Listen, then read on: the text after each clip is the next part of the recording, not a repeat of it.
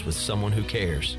East Coast Grading and Utilities is your source for clearing, hauling dirt, and concrete work. East Coast Grading and Utilities handles all sewer and water issues as well. I'm David Vaughn. Whether putting in a new subdivision or helping you with any and all of your drainage problems, I can get the job done. Call me at 531-7494. No job is too big or too small. East Coast Grading and Utilities. Friends helping friends. 531-7494 for East Coast Grading and Utilities. For the latest from the world of golf, tune in every Saturday morning from 8 to 10 for the Golf Shop Radio Show, presented by PlayGolfMyrtleBeach.com, the golf capital of the world. Hosts Mark Greenhelch and Matt Blanchard talk golf from tee to green and everything in between. If you like golf, you're going to love Golf Shop Radio. Before you tee up, drop on in. Welcome to the Golf Shop. This is Pirate Radio, WGHB Farmville, 1250 and 92.7 FM Greenville, WDLX Washington, 930 and 104.1 FM Washington. Can you be quiet, please? Thank you. Welcome to Pirate Radio Live. There's local politics, bud. I want to shake his hand. I want to shake his hand. I want to shake his hand. Was that supposed to be funny? Get these clowns out of here. Why would they do that? You were having a freaking game. Dude. It's a cocky bunch, man. Now live from the Pirate Radio studios in the heart of the Pirate Nation, here is your host, Clip Brock. Welcome in to a Thursday edition of Pirate Radio Live. Clip Brock here with you inside the Pirate Radio studios. Coming to you on Pirate Radio 92.7 FM in Greenville, 104.1 in Washington. You can find us on 1250, 930 online, PR927FM.com.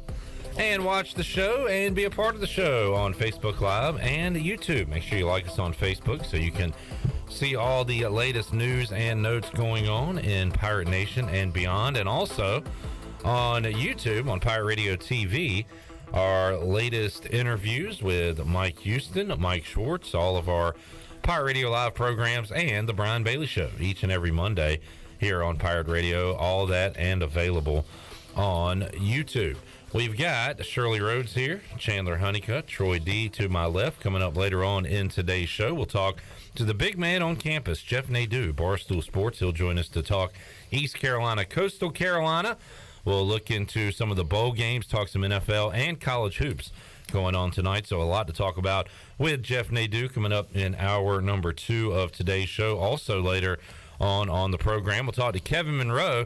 Kevin has been on the call for East Carolina home games this season with Andrew Bays doing the color commentary with Jeff Charles, but Kevin is headed to Birmingham for the bowl game, so it'll be Jeff Charles and Kevin Monroe coming up on December 27th. We'll get Kevin's thoughts on the location, the opponent, and everything in between the Birmingham Bowl with KMO coming up later on in today's program. We will open up the treasure chest not once, but twice on today's show, one time in hour 3. And, of course, this is Troy D's baby. And, Troy, you've requested that we make an extra winner on today's program. I bring you early holiday greetings clip, and with me will come an extra bonus edition of the treasure chest today. Not once, but twice. We will do it once in this hour. For those of you tuned in early, you will be rewarded in about 30 minutes or so. And then we'll do it again later on in the show. That sounds fantastic. So I've missed it. I love the tradition continues, obviously. We put it on. But I've missed the interaction with the winner's clip, quite honestly.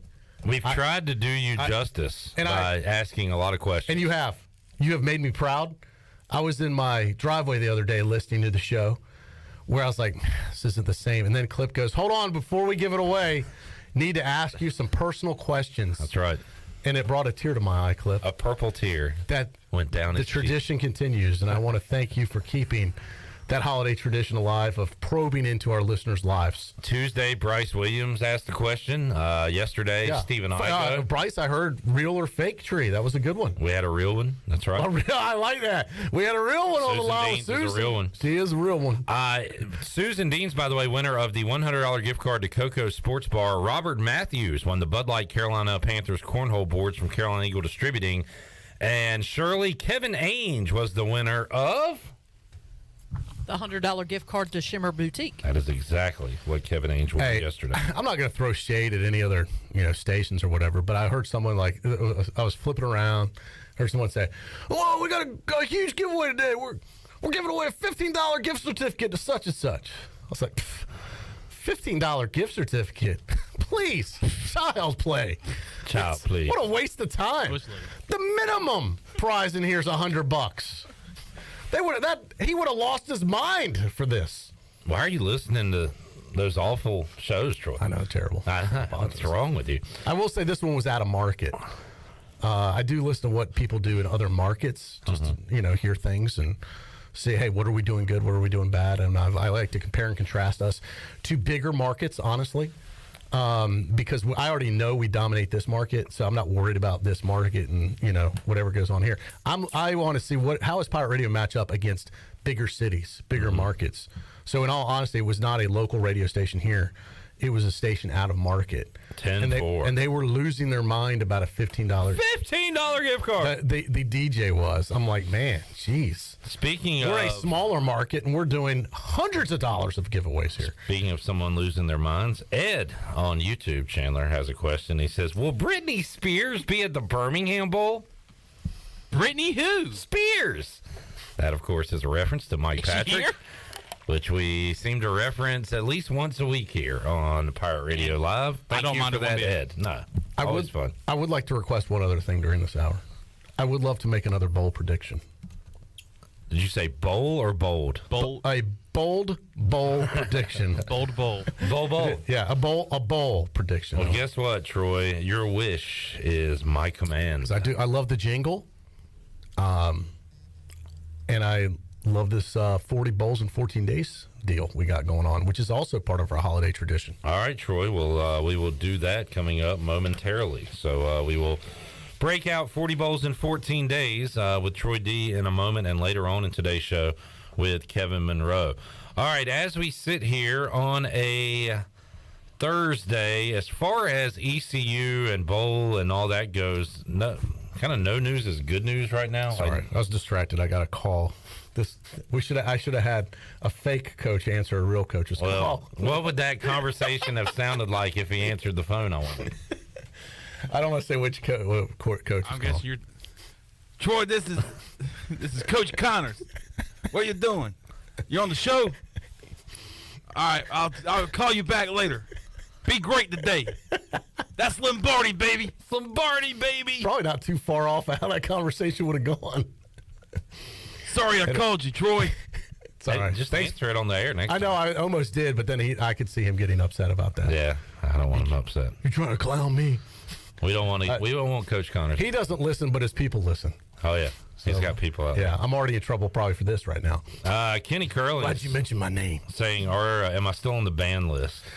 Nah, I'm going to lift it. No. I'm going to lift it. I do believe he's learned his. And for those of you who aren't following this, when I was on the show earlier this week, we were promoting our game day coverage. And are we doing a pregame show for the bowl game? Yeah, we're going to do a pregame show. And Kenny Curling's put in writing. Are you guys still doing a fifth quarter for the bowl game? Kenny. They say there are no dumb questions. Well, that was one. We've been in this business for 20 years. Just doing business as Pirate Radio. Not to mention all the other years Ellerby and I have been in business doing stuff. But just doing business as the fifth quarter for 20 years now. We've never missed a fifth quarter after a game. Yep. Hurricanes, we've done it. Yep. Doesn't matter. I mean, it's been 3 a.m. Been here. We've done it. Yep. Of course, a bowl game? You think we're not going to do a fifth quarter? I mean, what a dumb question that was from one of our most loyal listeners. We can't get riled back up. All right, sorry. I know. We just unbanned. So we did not shadow ban Kenny. I think we punished him we said he couldn't we were debating We whether said a lot of things. Yeah, we weren't going to let him call in. Said he We weren't couldn't going to let him call win. in. He can't I've be in the cooled treasure off. chest. I'm willing to just drop all charges. Cooler heads have prevailed. Yeah. We've lifted the sanctions. Kenny admits it was unacceptable. Yeah. He will not accept it. So. I'm going to write it off as, he wasn't feeling good a couple weeks ago. Right. Maybe It's this probably is got some lingering effects. Yeah, perhaps it was a hangover from the buck or something. I don't know. But either way, we're not going to punish Kenny anymore. All right. We're going to good to ask go, that he Kenny. doesn't ask any stupid questions again. But we will be with you indeed, Kenny, 2:45 December 27th on the Bud Light pregame tailgate and after the game on the U.S. Sailor fifth quarter call-in show. Yes. And looks like I'll be in attendance down there, so I'll give you some live reports. We'll have live check-ins And I from the will, Pirate Radio tailgate zone. And I will try and check with you post-game also. Your first trip to Protective Stadium Field. Yes. Yeah. You'll be For protected. the Smart Ticket Birmingham. Is it Smart Ticket Smarter. Ticket Smarter, which actually I think they're dumber the way I see these shirts being printed. Hey-o. But this will be not my first visit to Birmingham. Been there a few times, actually. This will be my first time to the new stadium there. Good deal. This is a reoccurring bit that Steven wants to chime in on. He says, fondling for the playoffs. I saw you're sniffing around. No, we're trying to get away from sniffing. Sniffing is weird. We're trying to get weirder, and fondling's pretty weird. Creeping around. Yeah. Fondling for the playoffs. Fondling. That goes back to a show earlier this week where it said Washington, the Panthers, other teams were. It was an ESPN graphic. Yeah, sniffing around. Sniffing around. It was on Monday Night Football. What happened to In the Hunt? Why are we sniffing around? Yeah, now? I thought In the Hunt's a good way to put it. It was fine. If it ain't broke. But now you're outside of In the Hunt. You're just sniffing around, hoping to get back in the hunt. Well, I don't think we My should theory be is there. that PETA, is it PETA? PETA who? PETA Brady? PETA Foot, our intern. PETA Foot. Where's PETA? PETA. But they. Oh, you think they don't like the term In the Hunt? So the term In the Hunt, and then having some mascots that are animals in the hunt, like a falcon. A lion? A panther. That is my theory. No, that's just a theory. That's That's just my theory. You know what? They oppose so much. That is a believable theory. That's what I'm saying. They called ESPN. They called every single broadcasting company that's shown In the Hunt We're graphic and anti-hunt said, and do not do this. You have lions. You have bears. You have falcons. Yeah. Oh my! And these These In the Hunt endangered graphics. species. Yeah. And- PETA's also protesting in Chicago right now because the Bears have performed so poorly. But they called and said They're embarrassed. This is offensive, and we need to change. Can you please change it to sniffing? Sniffing around. Gross. So weird. Very gross. All right, Troy, on the bowl front, as I said. I brought my bowl season celebration of bowls sheet, so I'd be a little more knowledgeable today. What do you plan to do with that? Oh, have a pop quiz. So. All right. I'm just kidding. This would be kind of fun, like one of those fun games. You have the bowl logo, you have the teams, and you flip them over and you try and match them. Like a match game. Yeah. Anyway, I don't know. I just wanted to have it in front of me so I know when all these games are being played, more importantly. We are a week and 2 days away from day one of the bowls. Yeah, I need to check with the a week and 1 day. with the They start family next and see Friday. what the deal is with the family pool. Well, I guess if you're in the Dreyfus bowl pool, or that one guy on Facebook that said bowls before Christmas don't count. Right. East Carolina's in a bowl that counts. Correct. Well, it just feels. And then it'll be on your bowl pool. We're in Capital One Bowl Week, Clip. We're in Capital I did say One that's Bowl a big Week. deal. Yeah. So get used to it. This is big teams play after Christmas. We're going to put Birmingham in this year, Troy. Yeah, you better get on that. We got my one dad week. did call me the next day. And for those of you that weren't here, it was my dad's birthday Monday. He's 83 years old, and man, probably in better shape than a lot of 53-year-olds, quite honestly. But he did he said, I was a little tired, when you called, I wasn't ready. It's not that I won't ever want to be on. I just wasn't in the mood for it right then. All right. Yeah. I've moved on. No hard feelings Hey, for me. I didn't want you feeling like he stubbed you. I'm fine. I told him, I said, Dad, go back and hear that segment online. Our reenactment of that call was probably better than the real call would have been. So your dad's 83. 83. You don't like to say your age. He must have had you when he was really old. Yeah. Okay. He was in his 50s. Let's see. 80. Okay. All right. That checks out, Troy. Yeah. Identify as a 30-year-old. Do you have a bowl that you like other than ECU and Coastal? This is a do you care? Oh, you mean segment. I don't want to miss this one? Yeah, like I got to be honest. I mean, I don't even know if I've looked at them close enough. Yeah, I'm with you. I think like Clemson, Tennessee is going to be very orange. That might be fun. Although Tennessee doesn't have their starting quarterback, that's not going to be fun. I know. I disagree with myself. A lot of these, who's playing in them? Yeah. You know, who's the quarterback? Who are the players? Just in general. Who's coaching? Who's playing? Oregon UNC is an interesting matchup. Could be points in that one. Yeah. Drake May staying at North Carolina. Would that be 3 losses in a row for UNC if they lose to Oregon? They lost to Clemson, State, and Georgia Tech before that. Oh, before, yeah. So, good Ducks. I'd watch that one for local interest. The Duke's Mayo Bowl, I always watch. Can Maryland beat State? And are they going to dump Mayo on the coach again? Yeah, I'd watch for that. Literally, the end of it. All right, I think they are. Remember, it was almost a disaster last year. They had the Gatorade thing of mayonnaise. Yeah, and they almost took his head off because the girl couldn't lift it. I remember and that. it almost gave him a concussion. I'm not joking. Like it hit his head. I thought they said they were going to do something different this year or something. Really? I thought I don't know. Maybe not. It was like maybe they're going to use bottles and squirt it on them, Coach. That still is a tough picture to look at, Troy. When you look at Shane Beamer, yeah, from that's last gross. year. It almost makes you want to lose the bowl game. That's rough. Yeah, if it comes down to the wire, say, guys, we played hard, but let's not win this here. This is an interesting one, because I just think it'll be cool to watch. By the way, Shirley, I think this is an edition of Know Your Bowl.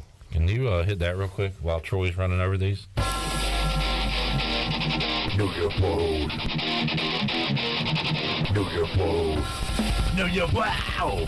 Know your wow. Know your wow. Know your wow. Know your wow. Know your wow. All right, Know Your Bowl. No, it's not Know Your Bowl. It's Know Your Wow. Now, of all the bowls, I do think this one's unique because this is the only one that can truly say it's going to be great. And that is the Tony the Tiger Sun Bowl.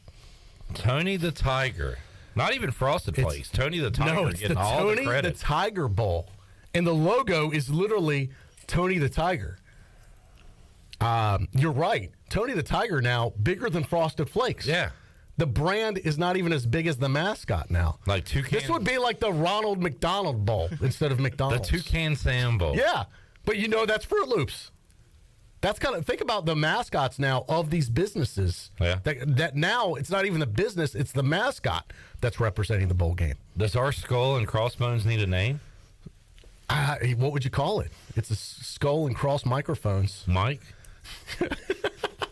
Oh, that's taken, bud. Is that about me? Yeah. No, not everything's about you, Molly. It's all about me again. I wish State was playing in the Tony the Tiger Bowl. So they can get down to Tony in the Tony the Tiger Bowl. I see Tony down there, Tony. Get down to Tony in the Tony the Tiger Bowl.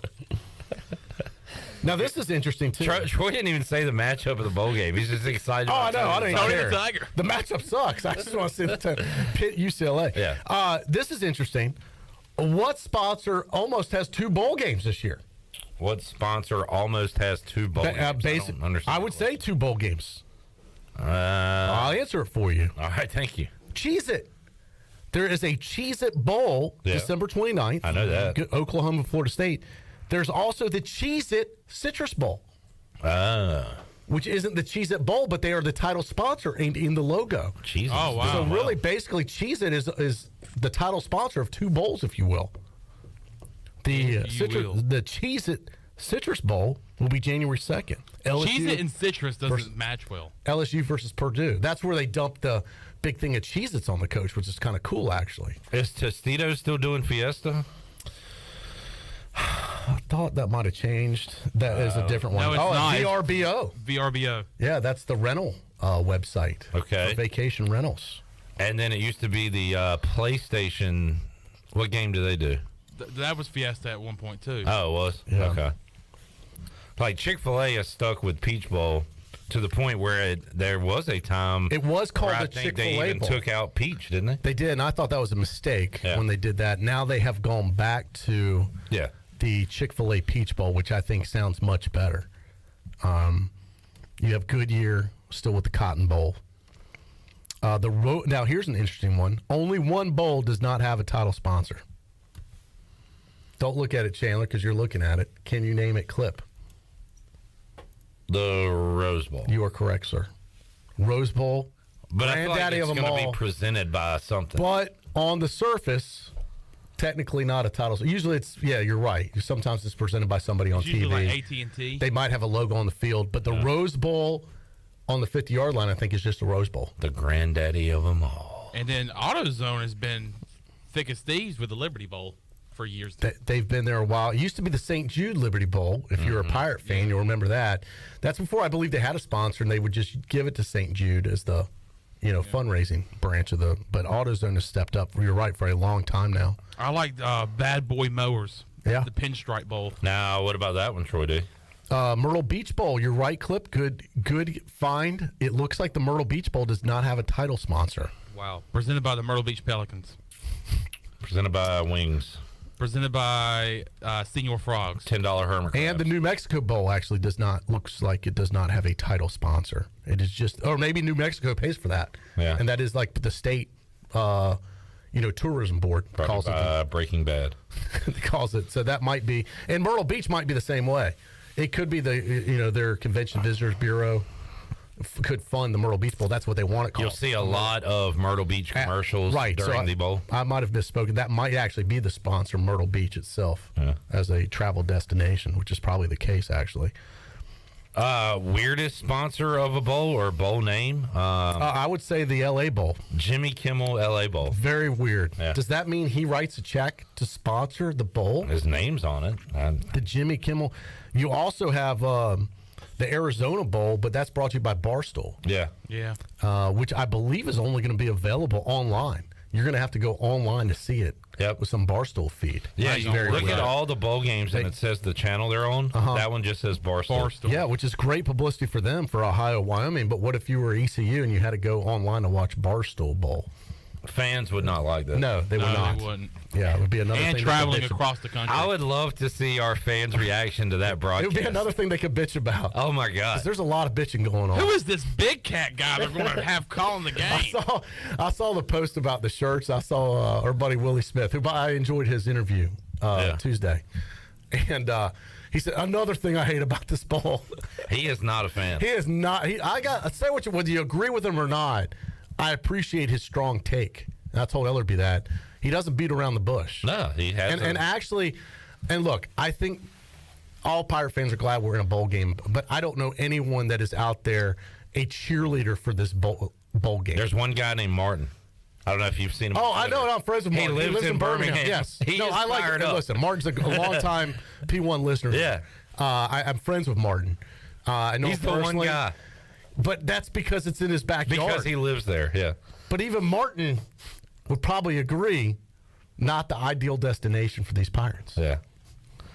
William says, what do you think of Tiffany Green calling our game? I don't have any thoughts. I actually, are you SWAC? I'm SWAC. I'm SWAC. I watched the SWAC championship with Coach Deion Sanders and Jay State, and she did the game. I don't know if I've heard her call a game. She was not that bad, quite honestly. Wow. I've heard other, and I'm not, look, I know a lot of guys, some guys don't like female play-by-play folks. Beth Owens. Some people think, they should just be sideline reporters. It's a man's game. But I say she's better than a lot of other. I don't think she was that bad. All right. So I'm not. Somebody commented on one of our posts and said that they do just about every single HBCU game. Right. So that's probably her niche right now. But you know what? I don't know. I'm going to be there, so it ain't going to matter to me. But I don't think it's going to be terrible. Yeah. I thought she did a decent job.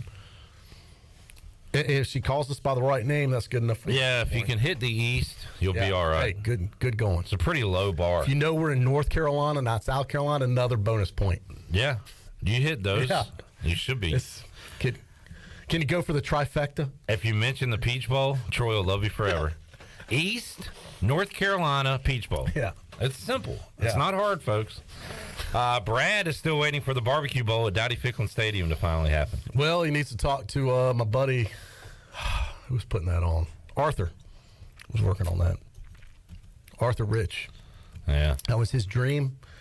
Look, Guinness crashed and burned. He wanted to have the barbecue bowl. And let me tell you What about something. the UBE The bowl? barbecue bowl in Greenville, North Carolina is every bit as good as the freaking Birmingham Bowl in Birmingham. I was going to say. No, I'm not saying it would be a premier bowl, but it could be just as good as the Birmingham Bowl at UAB Stadium. Yeah, I mean, Christ, UAB is not some ideal destination. Greenville on December is not a destination for teams. Like we need Is Boston? More so than Greenville, yeah. Is Birmingham? A little bit, but no. No, I totally agree. Yeah. If we're trashing on Birmingham, we shouldn't be adding bowls. Right. Anywhere other than Florida, Hawaii, California, whatever.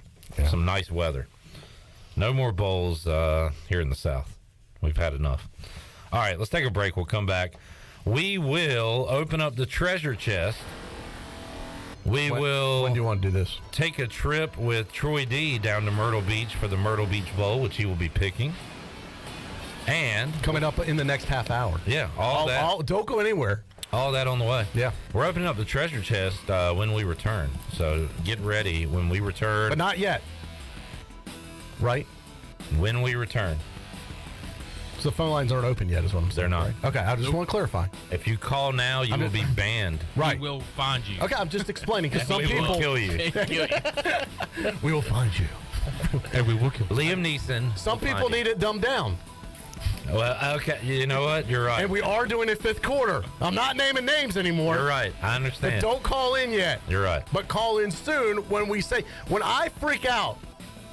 Yeah. Well, I'll give the go on this. I'll be the starter on this one. We'll do it old school style. I'm bringing back something from the old school. I'm going to go get it out of my office. Wow. We're going total old school on this. Cover your ears, folks. We're going back to where it all began. Back in time. All right, back with you after this.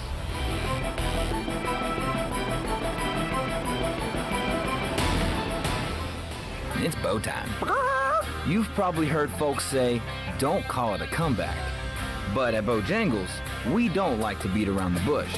So when the sizzling, savory pork chop griller's back in all its tender, marinated chili lime glory, and you can get a pork chop griller combo for just $4.59, go ahead, call it a comeback. Get a legendary pork chop griller combo for just $4.59, only at Bojangles. And it's bow time. The Buccaneer Music Hall is your beacon of music in the land of pirates. The doors open at noon, 7 days a week. And the Buck has live music every night, along with football. Monday is open mic night, the first Monday of each month. Tuesday, it's karaoke with DJ Captain Morgan. Wednesday, it's acoustic night. Thursday, it's the dance party with DJ Kid Scene and live music every Friday and Saturday night with the best bands on the East Coast. Follow the Buck on Instagram for information and schedule of events. This season, party like a pirate at the Buck.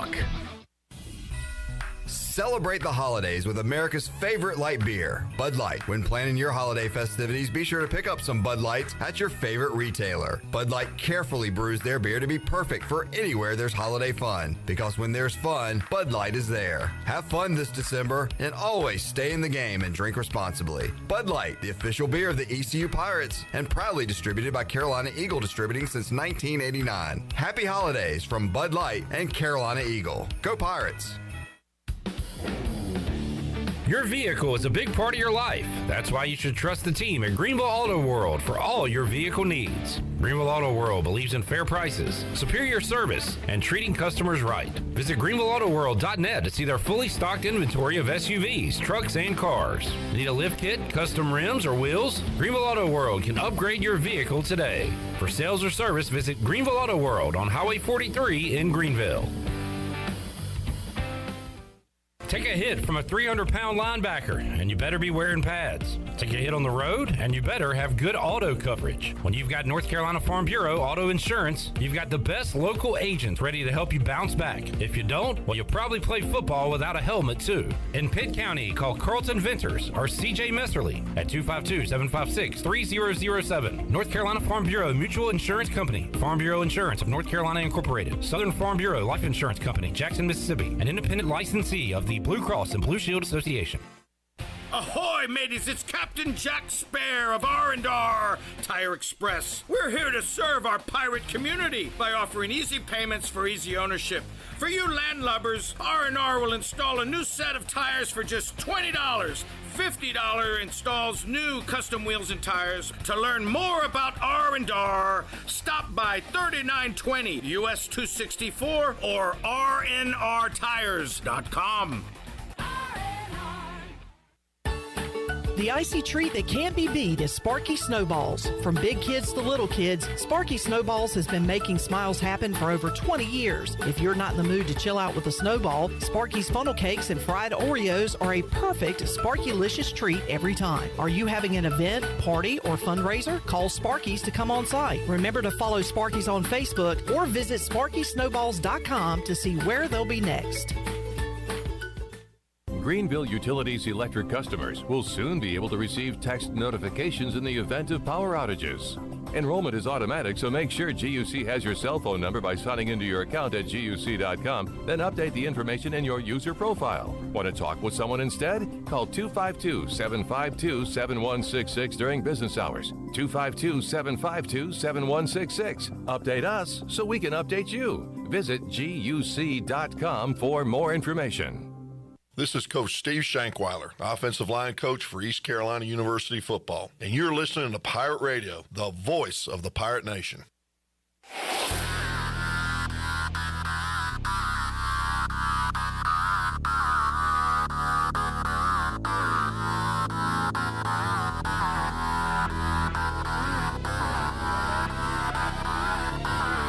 You're listening to Hour 1 of Pirate Radio Live. This hour is brought to you by University PC Care, your local tech support experts for all your personal and business needs. Visit universitypccare.com to learn more today. Now, back to the show. Welcome back. Grab your amigos and head to Chico's for the best Mexican food and fun in Greenville. Come and enjoy favorites like shrimp tacos, steak and chicken fajitas, burritos, enchiladas, ACP, and more.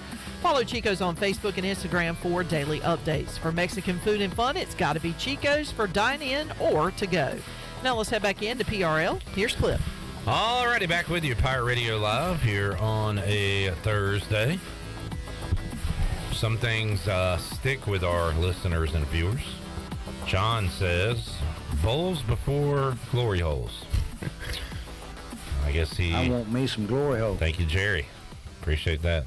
Shirley, can we get the long one too? Yeah, Jerry loves the right there. I can't tell you how many times in my life when I have had it handed to me in a lot of different ways, but I went back to work, got up on Monday morning, and there it was. Glory hole. There it was. Right there in the middle of it. Right there in the middle of it. There are very few things. Now, I've heard this clip about 50 times now.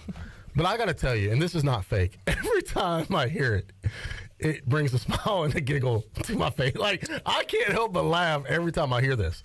Like, it's literally never gets old. Never. He says it with so much pride. I know. He loves it. Glory hole. There it was. It is so funny to hear this guy talk about his glory hole days. He doesn't call the Super Bowl the Super Bowl. He calls it the Glory Hole He Bowl. does. And they haven't been in a long time. I want to go to the Glory Hole Bowl. All around me. Right there in the middle of it. Glory hole. See it on your face. Oh, this guy. Thank you, John, for bringing that up. Chad wants to know, Troy, if you've discussed the recruit that was thankful for the offer from Eastern Carolina University. I only put it on my Twitter, and I was very reserved about it. I put one of those, like, looking emojis, like, what the hell is this type of thing. Very disappointed in that recruit, and if I was head coach, I would immediately rescind the offer.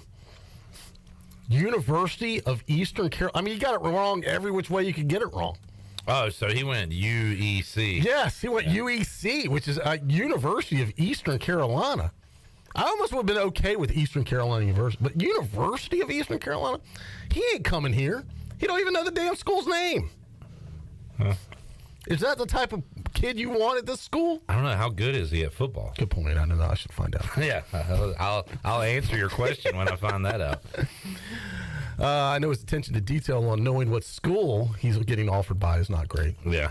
So I hope he plays better than he types. Maybe that's his bit. Maybe he gets every school's name wrong just to see how much they really want him. Are they still going to come after me if I get their school's name wrong? All right. What if we were the University of East Carolina? UEC. What if we were? That'd be weird, wouldn't it? Sure. That would be very weird. I don't know if my life would change that much, but mine would. How so? It would change drastically. And then I wonder too if we had just gone with East University. We just eat the East. Yeah. Just big East on everything. I think that would be cool. I love East Carolina. Drop Carolina from it. We should just be the East. Nobody would know where the East we are. University. We are the East. I like that. There is no other East but us. What if we were just Carolina University? Too confusing. What if we were like You'd be in the shadow of South Carolina. That's North more Carolina. confusing than East. Anything could be East. Love it. At least there's only 2 Carolinas. Or Greenville University, GU, Greenville College. Too many Greenvilles. Greenville State. So your thing is Carolina and Greenville would be confusing, but the word East wouldn't. East is unique. We're the East. Represent a whole direction. We represent the whole damn East Coast for all I care. East Coast University. Now we're talking. I like what this is brainstorming. ECU. Just change the name. This is how the sausage is made. Are you listening, Philip? Are you listening? ECU, East Coast University. That's kind of cool. That is kind of cool. The coast. We could have you. Oh my God! Oh my goodness! On it. Philip, are you listening? Philip. East Coast University. I think we just tripped upon something here, my friends. I don't know why we're trying, but then people would still call us Eastern Coast. Yeah. And we get mad about it. I don't know. It's East. Damn it! I thought the change You would keep help. all the ECU stuff. Eastern Coastal. Eastern Coastal University. That would definitely be said. Yeah. All right, we're just fixing problems that aren't problems. That's what we do today on the show. Create problems and then fix them. All right, Shirley, let's do a little 40 bowls in 14 days with Troy D here. Troy already has one pick on the board. The very first one. He took Miami of Ohio to beat UAB. I did. Let's see what he's got. In the Bahamas Bowl. That is correct. Brought to you by Hometown. Is it? I can't read that. Is it Hometown Sweets?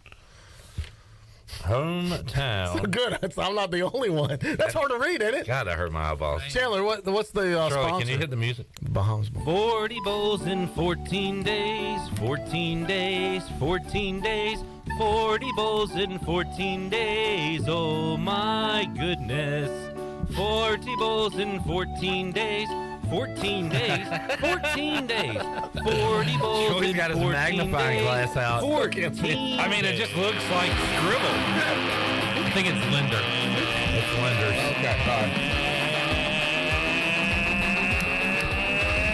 Rock 40 bowls, 14 days, 40 bowls, 14 days, 40 bowls, 14 days, 40 bowls, 14 days.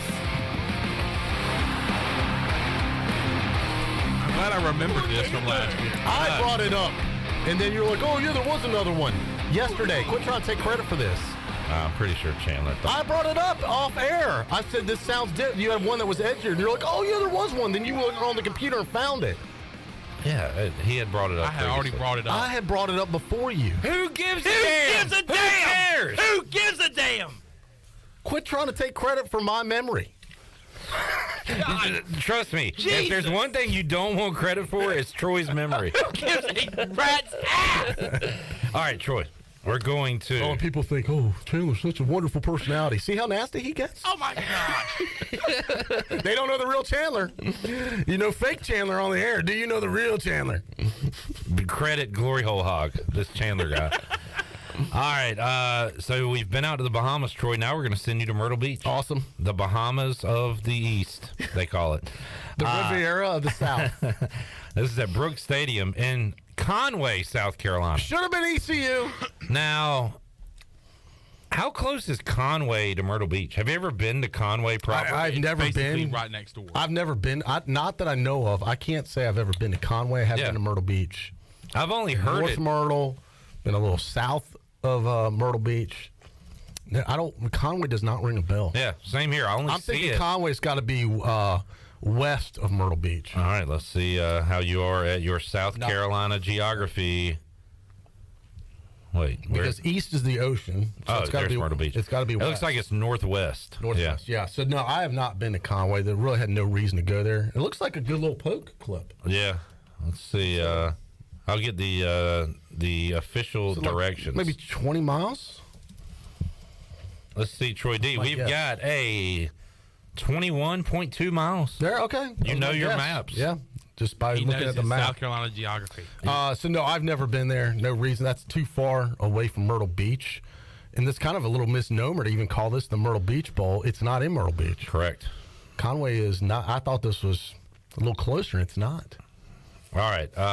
The Myrtle Beach Bowl. It's kind of false advertising. Two teams that East Carolina has seen quite a bit of in the past. Mm-hmm. Marshall versus UConn. This is Monday, December 19th, 2:30 kickoff. Weird time. On ESPN. Very weird, very strange. Jim Moore Jr. We will be watching this one while we are here on Pirate Radio Live that day.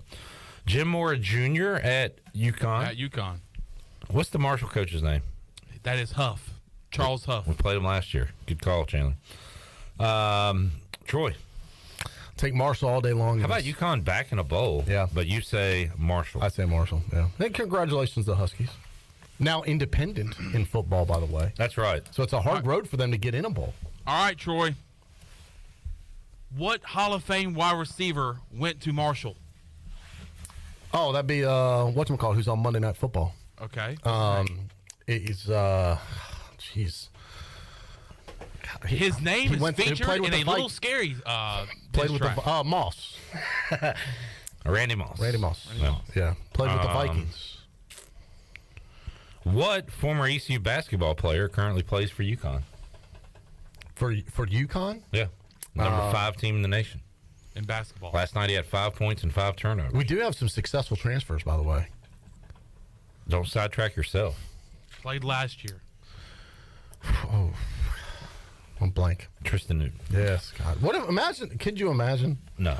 If Tristan Newton was still on the team. I couldn't. And can you get your hand out of my face? And Jaden Gardner. Imagine those two guys are on the team still.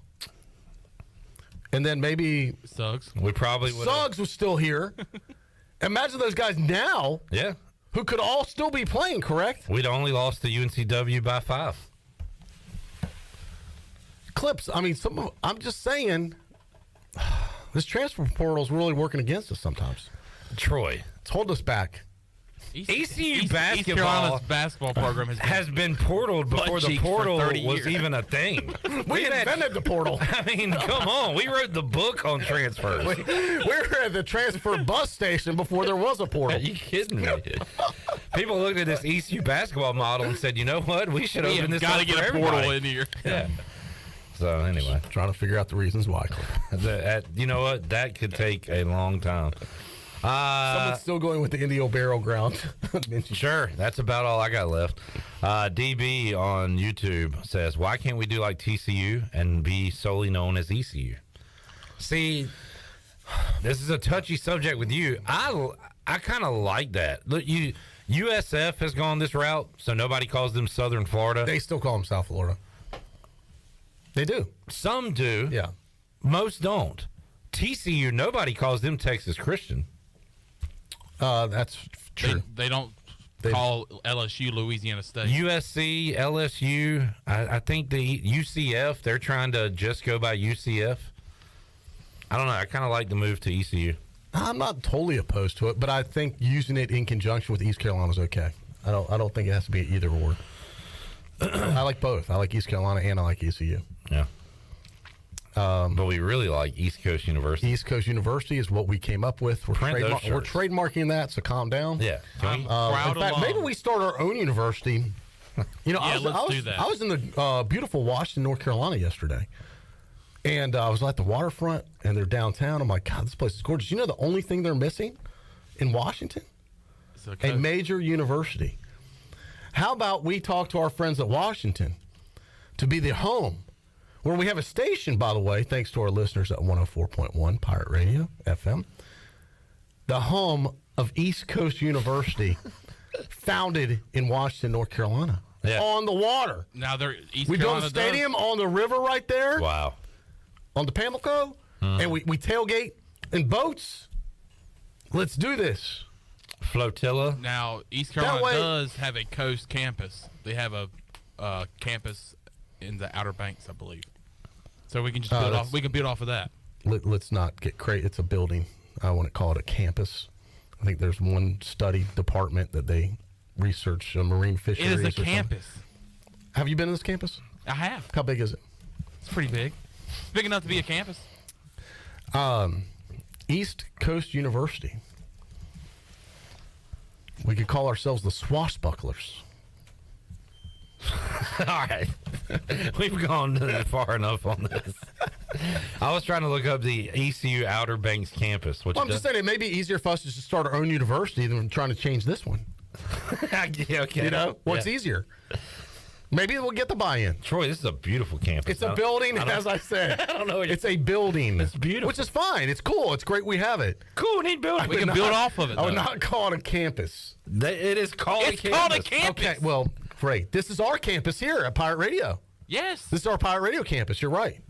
It looks like some Area 51 type stuff going on there. Where is this again? I don't know. It just says Outer Banks.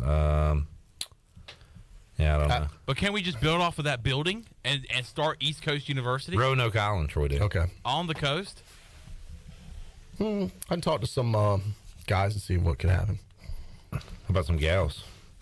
Adam says Washington. Adam and Kenny saying Washington was first spot proposed to be the site of. And ECU. honestly, you think about how different Greenville would be and how different Washington would be if East Carolina, or at the time ECTC even, was which came to become then ECC, then ECU. Yeah. If that was in Washington, how different Washington would be and how different Greenville would be. And people would travel to Little Greenville to go eat. Correct. And shop. Little Greenville. Little Greenville. Little historic Greenville. Little G.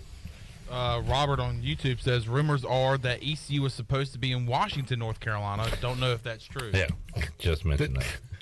Don't they do this all the time to you? No, guys, we had something going on in here. I had to turn off the mic. I swear. Okay. I'll give you a pass. Good addition. Yeah. We spent the last 60 seconds while something was going on over there talking about that very scenario.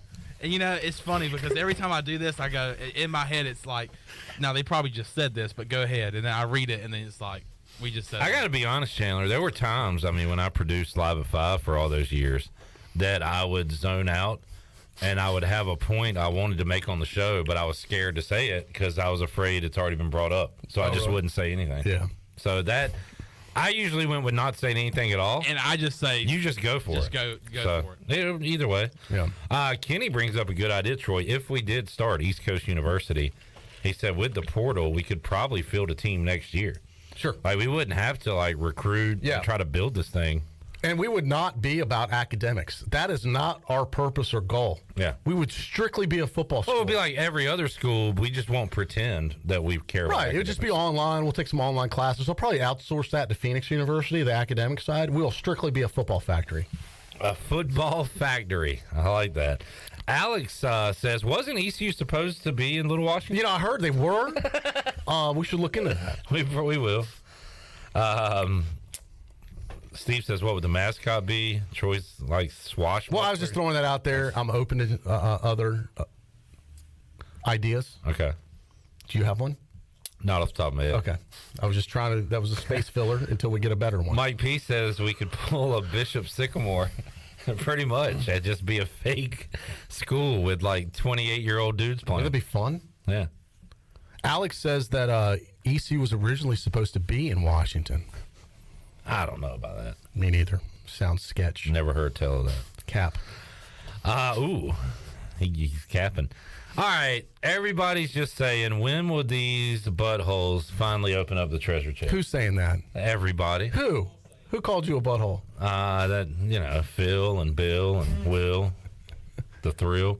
And Chill. I think we should do it right now, Troy. But we're going to do it in style. We're going to do it old school. Troy D is going to do the honors. Cliff, when we started this thing, this is our 20th season of treasure chesting. A lot of chesting. Now, I heard you misspoke. Wasn't your fault. You weren't here back then.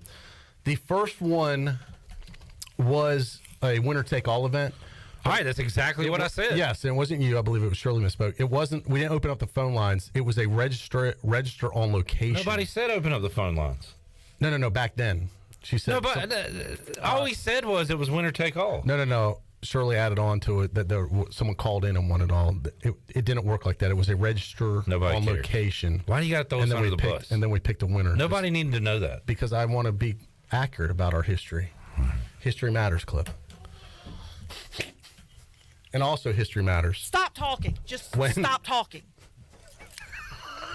Shirley, is that any way to treat someone that just brought you a whole big bag of kettle corn freshly popped? Then you come over here and answer the phone, because every time you keep saying opening up the phone lines, these freaking phones keep ringing. The phones are going crazy. All right. Well, don't answer them yet, Shirley. Just let them ring. I can't do that. Why?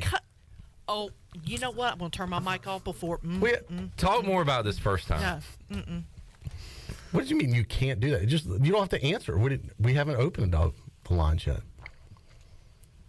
But I tell you what, you come over here and sit here and let the phones ring for 15 solid minutes, and then you tell me whether or not you can stand that happen. We've had 3 very easy, smooth days of the treasure chest, Troy. All right. Well, let's keep that going. Here's the deal, Clip.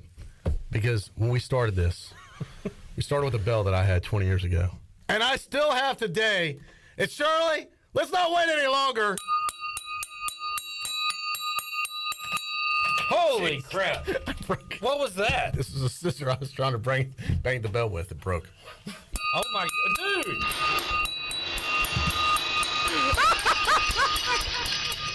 And folks, this is the reason why that bell should have been destroyed years ago. Let's do it, people. Phone lines are open. Caller 12, 317-1250.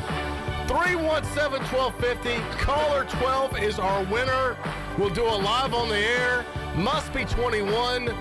Cannot have won already, or someone in your family has not won already.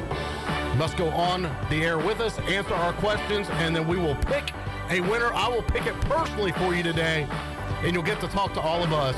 If you're lucky, caller 12, 317-1250. We'll be back with our winner right after this.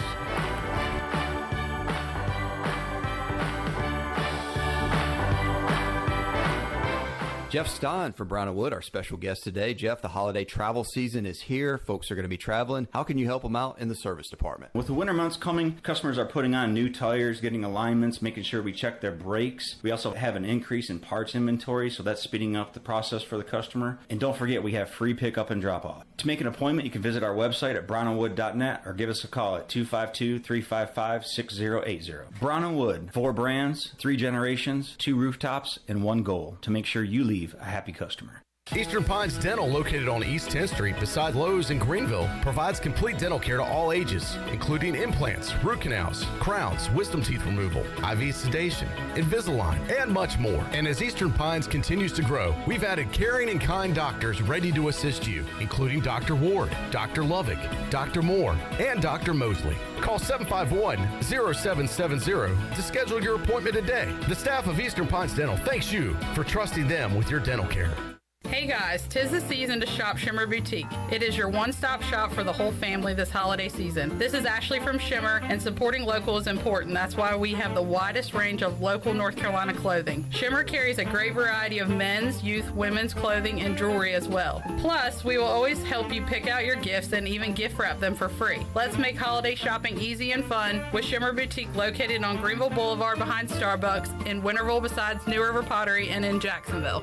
Are you suffering from anxiety, sleep issues, or chronic pain? Have you heard of CBD? Hemp Garden of Greenville is your premier CBD provider in eastern North Carolina. Find yourself experiencing increased aches and pains as the cooler months roll in? Hemp Garden provides a variety of pain-relieving products, including topicals and tinctures. To find out more, visit Hemp Garden to speak to a CBD specialist in a relaxed and welcoming environment today. Exclusive discounts are offered to first-time customers. Hemp Garden, located at 3040 South Evans Street in the Target Shopping Center in Greenville.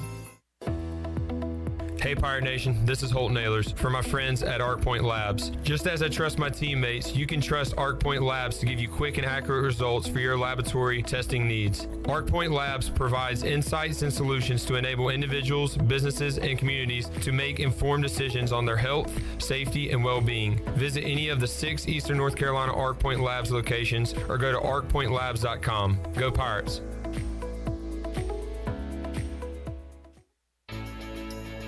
Every team knows that the two-point play can be a winning move. That's why I'm here. State Farm agent Timothy Sawyer and my team are here to help you go for 2 by combining your home and auto insurance. It's a great call that saves you time and money. So go for the win and score some savings by combining your home and auto. It's just another way we're here to help life go right. Call me, Timothy Sawyer, at 493-0002 today.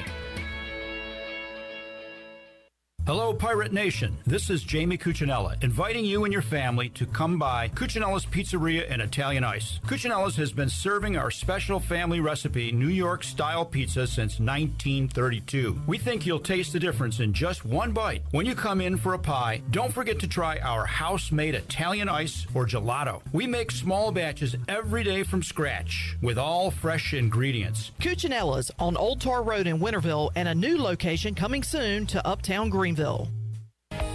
Hello, Pirate Nation. This is Jamie Lang with Carolina Hardscapes, and we're excited to announce that we're Eastern North Carolina's premier fiberglass pool installation company. We've partnered with industry-leading San Juan Pools so that we can build the backyard of your dreams. Whether it's an outdoor fireplace, patio, outdoor kitchen, or now a pool, give us a call at 364-1201 or find us on the web at carolinahardscapesandmulch.com so we can make your backyard the place to be. Go Pirates! This is Zach Agnos, and you're listening to Pirate Radio, the voice of the Pirate Nation.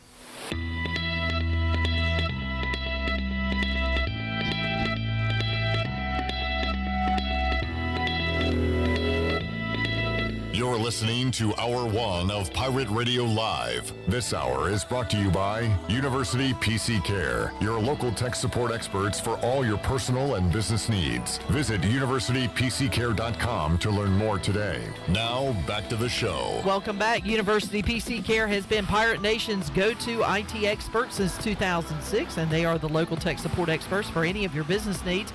Let University PC Care take care of it so you can take care of business. Visit universitypccare.com to learn more today. Now let's head back into PRL. Here's Clip. Back with you on Pirate Radio Live. Chad Moore says, so I heard ECU was originally supposed to be in Washington. Any truth to that, buttholes? See, I told you. You did. It takes a butthole to know a butthole. Welcome back in. Treasure Chest. We're going to open it back up in the 5 o'clock hour. You missed my bell? Not at all. I've kept this thing for 20 years, Clip. You were impressed that I could find it, weren't you? Yeah, sure. Okay. Well, you did say I can't believe you still have that thing. I am, yeah. I was surprised. I'm very impressed by all that you do. Thank you. Why was it so hard for you to give a compliment on the air? You easily do it off the air. Nice bell. Every day I go by, Troy, nice bell. Thank you. You want to touch it? Touch a bell. Sure, I do. It's cool. That feels good. All right, Troy, take it away. All right, you take it away. All right, we opened up the phone lines to caller 12. I heard you the other day actually accuse Shirley of somewhat with Susan Dean. No, it was the first one, Robert Matthews. Okay, again. It was just accusatory. Sometimes I think you hear what you want to hear. I never accused Shirley of anything. I did say it smelled like a setup. I didn't say who set it up. Okay, fair. You said it smelled like a setup. I mean, Chandler, if anybody, would set it up. Right. Because Robert complimented Chandler, and then Robert won. Right. You said it smelled like a setup. Yeah. We take our integrity of this contest very serious here. And I was slightly offended, and I appreciate Chandler actually defending the company, saying, can't believe you're accusing the company of doing that, especially live on the air, which we would never set up. But it did. I see your point of view, and you like to call it straight, which I also appreciate. So I really saw both your sides' point of view. All right. Today would be another scenario, which if I didn't know any better, I'd be like, this smells funny to me. A little fishy. This could, I today, during the break, went back, hovered over Shirley's shoulder, and watched the process. and saw this happen in real time. And unless she is David Copperfield and pulled one of the greatest magician tricks out of the hat, there is no setup here. Shirley, are you David Copperfield? No. Okay, then That's what David Copperfield would say. This is unbelievable, though, because let's go. On all days that I come on and say, let's do a bonus prize, normally we wouldn't even be doing it in this hour clip, but I said, let's do it. Let's make an extra winner on today's show. Let's go to the Pitt Electric Live line. And who is our winner? Are you there? Oh, I'm here. It's Christmas magic. Yeah. Your voice sounds very familiar. Too familiar. Hey, Dad. I knew it. I knew it. Some people know him as Buddy the Elf. Other people know you as Patrick Brown. Yes. Unbelievable. Patrick, congratulations. It's the callback button. It's the new iOS callback button. It gets busy, press callback, press callback, press callback. And eventually, with Christmas magic, you're going to get in. Susan Deans, I think, referenced that the other day. Chad just put up a picture. He just called 77 times. Wow. Yeah. Wow. First of all, Chad, let me thank you for your commitment and your listenership. Yeah. And one day this is going to happen for you, Chad. I was really hoping to be on the show when it happens because this will be a tremendous moment. But sometimes the harder you try, the further you fall. That was beautiful. Patrick, tell us a little bit about yourself for folks that don't know you. So during the day, I work for a company called Pixis. It's a global agricultural company, so tobacco in the U.S., sunflower seeds in Africa, tobacco, cannabis in Canada, all over the place, all over the world. And then by night, I dress up as an elf and try to annoy people and make people laugh. So just depends on who you are. You do a great job at both. Thanks. And you've made some cameo appearances in some awesome Pirate Radio promos lately? Yes, it was a lot of fun. Yeah. It was definitely a lot of fun. Redbeard says, well, we see how Buddy the Elf gets paid this season. A lot of people out there. As I said, calling shenanigans. I understand. And if I wasn't here, I would question the same thing. I sat there and witnessed caller after caller until caller 12. And by the way, when Buddy the Elf was on with us last week, for those that didn't know, his name was Patrick Brown. I referenced it during the interview because you and Ellery said only one win per household this year. Patrick and his wife have been able to double down like in multiple years. Yeah, no more Patrick. So I called it the Patrick Brown rule. Yeah, and we have like 3 phones going when that bell goes off. So we've got. It's a whole operation. He's running like a boiler room in this thing. No wonder he's winning. He's cheated the damn system. He's got a room full of immigrants on the phone calling. Short people. He's employed folks for this. People need jobs. We got jobs. Patrick Brown. My goodness. Yeah. So this is it for the Brown family, bud. That's the bad news. The good news is you won again. All right, Patrick. I believe when I was pretty freshly out of high school and in college, I want to say, like, did you used to be a waiter around here and act crazy in public? Yeah, I was the guy that used to toilet paper people and get up on the table and start singing. Yeah. Where? Yeah. I want to say Red Lobster, if I'm not mistaken. Really? Lobster. That's a long, Which I don't think I've been in 25 years, but I want to say I remember Patrick acting crazy and, like, people going to Red Lobster just to see his antics. Oh, yeah. Funny you mentioned that. Applebee's, O'Brien, yep. Everywhere. I'm not going to say I'm necessarily proud of this, but I haven't been to Red Lobster in 20 years until 2 nights ago. Wow. Broke the seal. Yeah. My boys heard, Dad, we hear these cheese biscuits. Oh, We've heard all about these cheese biscuits at Red Lobster. They're really good. I said, I got to be honest. You know, Red Lobster may not be my first choice for seafood, even though they're called Red Lobster, but I got to give it to them on those cheese biscuits. Yeah. From what I remember, they were phenomenal. Yeah. Well, could we go? Could we try some? I said, you know what? Yeah, we'll do something different. We'll go off the grid, and I usually support locally owned and operated businesses and businesses that support Pirate Radio. And Red Lobster's a big national chain, probably owned by Darden or somebody.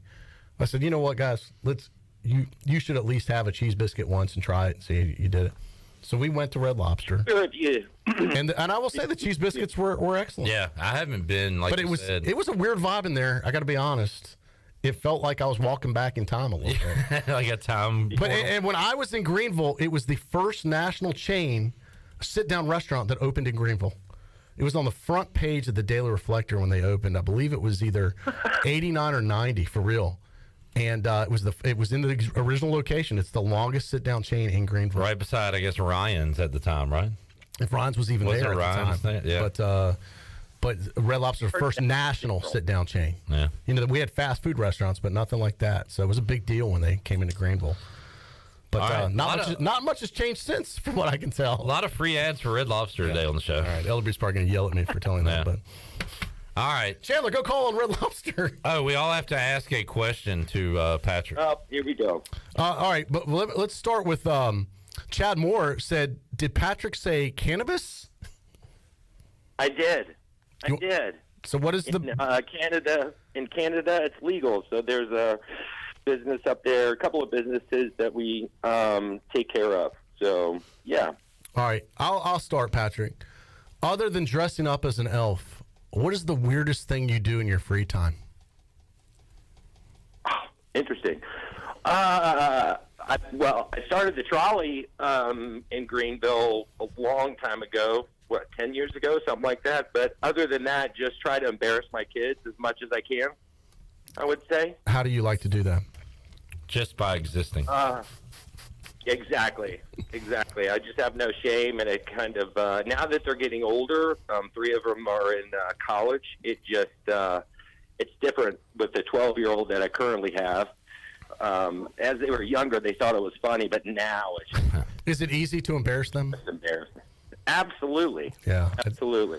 Patrick, saw you at an ECU basketball game recently, so you're a Pirate fan. Who is on your East Carolina Athletics Mount Rushmore? Who are your 4 favorite Pirates of all time? Holy cow. Well, I'm going to have to say touchdown Tony Collins just to give props to Pirate Radio. He's pretty cool every time I talk to him.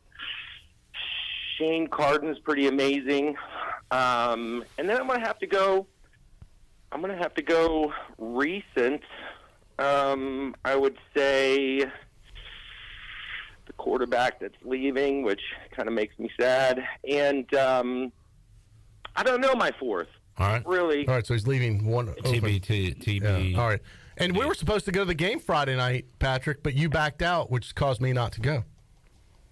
I did. I was actually going to sit with Buddy the Elf. No. You were going to go as the elf. Yes. I thought that would have been cool. Probably would have been all over TV. I would love to do that for sure. And we still have time, so, TV being the big screen inside Minchie's. Medium-sized screen. Chandler, what's your question? Patrick, congratulations. My question is, besides Elf, what is your favorite Christmas movie? Great question, Chandler. That was a good one. National Lampoons, for sure. That's a good one. Yeah. Good answer. Yeah. Good answer. Yeah. Shirley. In fact, I have a squirrel. I have a mechanical squirrel as one of my decorations that jumps out of the tree and scares my mother-in-law every time. Wow. She's frightened of squirrels. Yeah, it's fun. Shirley, Buddy the Elf really took a liking to you when he was here last week. What is your question for Patrick? Angriest elf you've ever encountered? Who? Shirley Rhodes. I was going to say that. Oh, no. Other than yourself? I'm not angry. No. I have boundaries. I would say, well, it's just maybe an ex-boss, I would say. That just kind of just wasn't very nice. I don't particularly care for people who are not generally nice, so yeah. Kenny Curlings is wondering, is this the guy that came over to my tailgate and ate our food with all his friends? Yeah, that's the guy next door, isn't it? Yeah, he tailgates next to us, yep.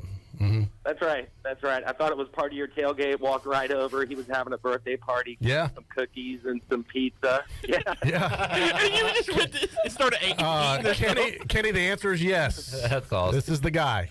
Yeah. Recognized your voice. Man, these cookies are great. Who are you? Hey, everybody, they got pizza. Come on Come on, over. everybody's invited. The food is great. Party. Oh, man. All right, let's get to the business. All right, here we go. All right, here we go. All right. Oh, let me run down real quick. Yeah. Clip. Do you want me and you to do it? You want to go back and forth, bing bong this? All right, bing All right, here we go. Shirley, give me some music. Here's the what's left in the chest.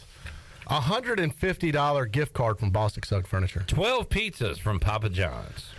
Free VIP membership for a year to hoist the colors. $100 gift card from Familia. $100 gift card and gift basket from the Beauty Bar Mini Spa. $100 gift card from Chico. $100 gift card from Wings Over Greenville. A $50 gift card to Aiden Country Club and 2 dozen Titleist Pro V1 golf balls from Brandon Manning and Farm Bureau of Winterville Insurance. $100 gift card from Tiebreakers. $100 cash and a t-shirt from Sparky Snowballs. Bud Light Fire Pit Cooler and Tailgate Chair from Carolina Eagle Distributing. Natural Light Can Jam Set, Cooler and Tailgate Chair from Carolina Eagle Distributing. Tailgate Party for 10 and a gift basket from Parker's Barbecue. A Pirate Fan gift basket from UBE. A $25 gift card to Christie's Europub, the Dap House, Sidebar, and Jarvis Street Bottle Shop. $100 total value. $100 gift card to Jersey Mike's. 30-minute stretch assessment and 1 hour massage from Bodies and Balance. The Buck gift basket, which includes $100 cash, $25 gift card to the Beach Tavern, 2 tickets to the New Year's Eve party, t-shirts, and a LA Rams Aaron Donald jersey. Wow, get the Buck out of here. I saw that jersey today. Late addition to the chest. It is sweet. The chest keeps getting bigger, by the way. Indeed. All right, here's what's gone. The Bud Light and Carolina Panthers cornhole board from Carolina Eagle has gone to Robert Matthews. The $100 gift card to Coco Sports Bar went to Susan Deans. And a $100 gift card to Shimmer Boutique went to Kevin Ainge. All right, so you want to call your shot again, Patrick? Anything special? Man, I would love to have this if I had a choice. The Bud Light thing is pretty cool with the fire pit and all that. That's still in? That's in play. Yep. Yeah. Nice. My wife wanted the Shine-a-See thing or whatever. I'm just excited that your guys' chest keeps getting bigger. That'd be cool if you won that cooler and tailgate chair and you could go to Kenny's tailgate and eat all his food and tailgate sit out there. Right. Yep. That'd be awesome. Right in front of the cookies. All right, here we go. Open her up. Shirley, open the chest. All right, I know this isn't rigged because you're watching me, Clip. It's a random draw here. I have no idea what he's going to win. But he's so freaking lucky, he'll probably win what he wanted. All right, I've got the winner right here in my hand. All right. Sure, it's only one it is. Well, how about this? How about that? This may not be what you want, but it's going to be what you're probably going to be happy with. What you need. Yeah. And I was just there today for lunch. It was fantastic. And you could be there soon because you just got a tailgate party for 10 and a gift basket from our friends at Parker's Barbecue. Wow. Wow. Wow. Nice. And Billy Parker just said, make sure I don't get pulled out this early. I like it when you guys talk about me because I'm one of the last remaining prizes like it was last year. Well, we also mentioned the winners. That's so what Billy, I said. you will get plenty of So, Billy, we will continue to mention Parker's Barbecue, and you'll forever be known, associated with Buddy the Elf as the winner of Parker's Barbecue. Billy would love you to go in character and eat. I may do that. Yeah. I may do that. That'd be fun. That's with him. All right, we'll be in touch with you, Patrick, on how you're going to be able to redeem this. So we'll be contacting you soon, and we'll get you the details. But congratulations, a tailgate party for 10 coming your way from Parker's. Nice. All right. Bye, Dad. See you, buddy. See you, buddy. All right, Stay Patrick safe. Brown. Yeah. A repeat winner. Robert Matthews was a first-timer. Patrick, Susan, and Kevin are previous winners, Troy did. Incredible. So there you go. Wow. Still a lot of stuff in the chest. Yeah, we're going. So we got a lot of winners to have. And we're going to have another one this show. That's right. So if you didn't win today, you still could win today. Win today. That kind of came out slurred. But if you didn't win just now, you can win coming up soon. In our next hour, 5 o'clock hour. So Man, this show's flying by, isn't it? It does. By the way, happy. This is like I've said sometimes feels like a Friday. It's not. It's Thursday. Doesn't sometimes Thursday feel like a Friday? Mm-hmm. Got a new term. Bounce off you guys. What do you think if we start calling Thursday Baby Friday? I heard that the other day. What do you think about Thursday as Baby Friday? Baby Friday? Yeah. No. Just throwing it out there. Well, it didn't stick. Okay, thanks for the feedback. Baby Friday. You're welcome. Yeah, I don't know. I'm not a fan. Hey, we're going out for dinner and drinks if you want to come. Oh, when are you going? Baby Friday. We're going Baby Friday night. Did you say maybe Friday? No, Baby Friday. Baby Friday night. See, that's what I'm saying. If you say Baby Friday, people are going to confuse that at some point to maybe Friday. Hey, baby, welcome to Friday. Ugh. I don't like it for that reason. Baby Friday. It's like Little Friday. I get it. Yeah. But I don't maybe like it. Little Friday. Little Friday. Yeah, Little Friday. Eve. Friday Eve. Wonder if Little Scary likes Little Friday. Little Friday was a little scary. All right, we'll workshop that along with East Coast University and everything else we got going on. We'll circle back to it. Craig says that, as son would call it, that's big dumb. I didn't come up with it. I've heard that phrase, so I'm just getting feedback. If we liked it, you would have taken full credit for it. No. I did not invent Baby Friday. I've just heard it recently, and I was wondering, is that a term people are using now to talk about Thursday? Definitely not. Okay.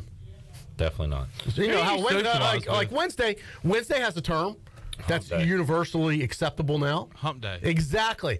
I didn't even have to tell you. I said Wednesday, you said Hump Day. Hump Day? So how about a year from now, when people say Thursday and you go Baby Friday, it could happen. There was probably a time when you thought Hump Day was stupid. That's dumb. Never thought Hump Day was stupid. Hump Day. This is how it starts. Conan says mini Friday, mini fry, or premature Friday. That sounds like a problem. Gonna skip on the premature Friday. Mini Friday, maybe. Mini fry. We'll just call it Thursday for now. But it is. Oh, here it is. Friday Eve. We just said that. You did? Yeah, Shirley did say Friday. Did you hear, though, also ECU was once going to be founded in Washington? I did hear that. Friday Eve. All right. Troy? We're like one step closer to the weekend. It has been... Any big plans this weekend? No, man. Do you not have anybody to talk to? I'm just asking. What am I doing this weekend? I'm doing PA for basketball Sunday. Okay, cool. That's really all that's on the agenda right now. Story. Are we still in the first How are you going to hour? ask me and then crap on it? That's what I do. Yeah, we're still in hour number 1 of Pirate Radio. Yeah, we need to take a break. John's going to yell. John's going to yell at you. You're driving this bus. I'm only a guest. Troy, it's been a pleasure. Good seeing you guys. We'll talk to you Monday. Congratulations, Patrick. Good luck to the rest of our listeners. And I'll see you next week. All right. We'll see you on Almost Tuesday. Take a break. Come back. More to go after this.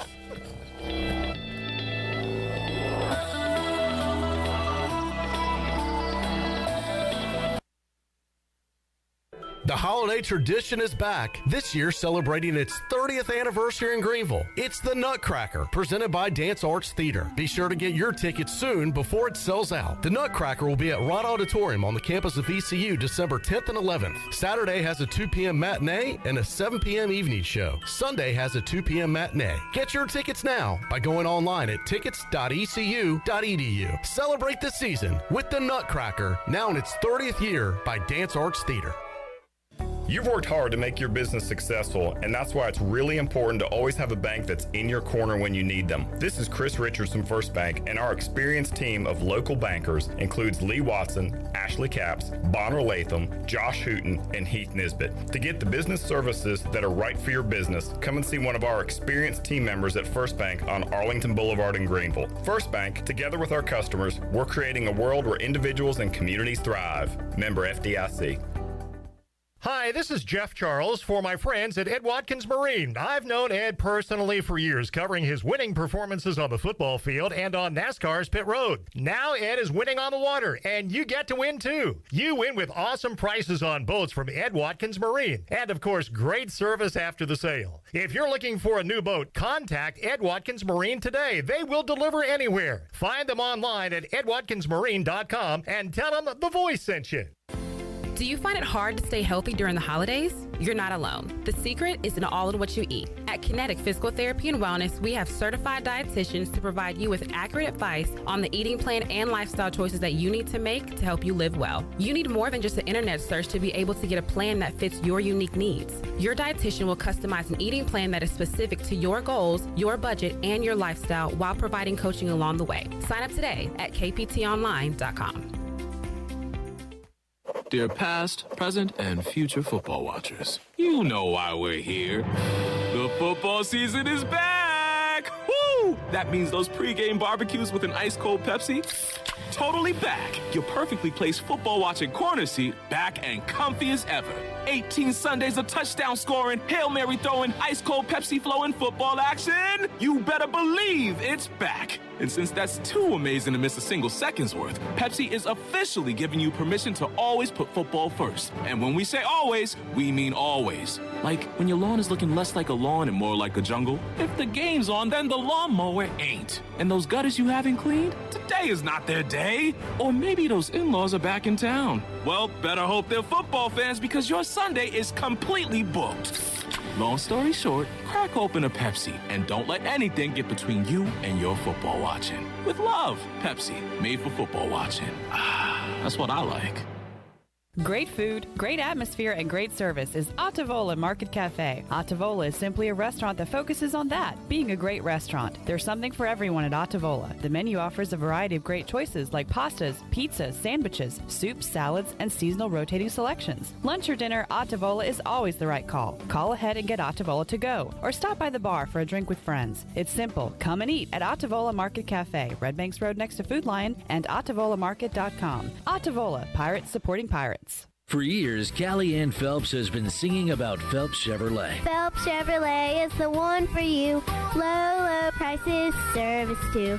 See the big dealer right away. Carolina's finest, Phelps Chevrolet. And you'll agree with what Skylar Phelps has to say. Nobody beats Phelps Chevrolet's prices.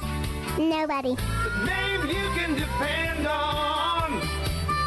Phelps Chevrolet. Get you one.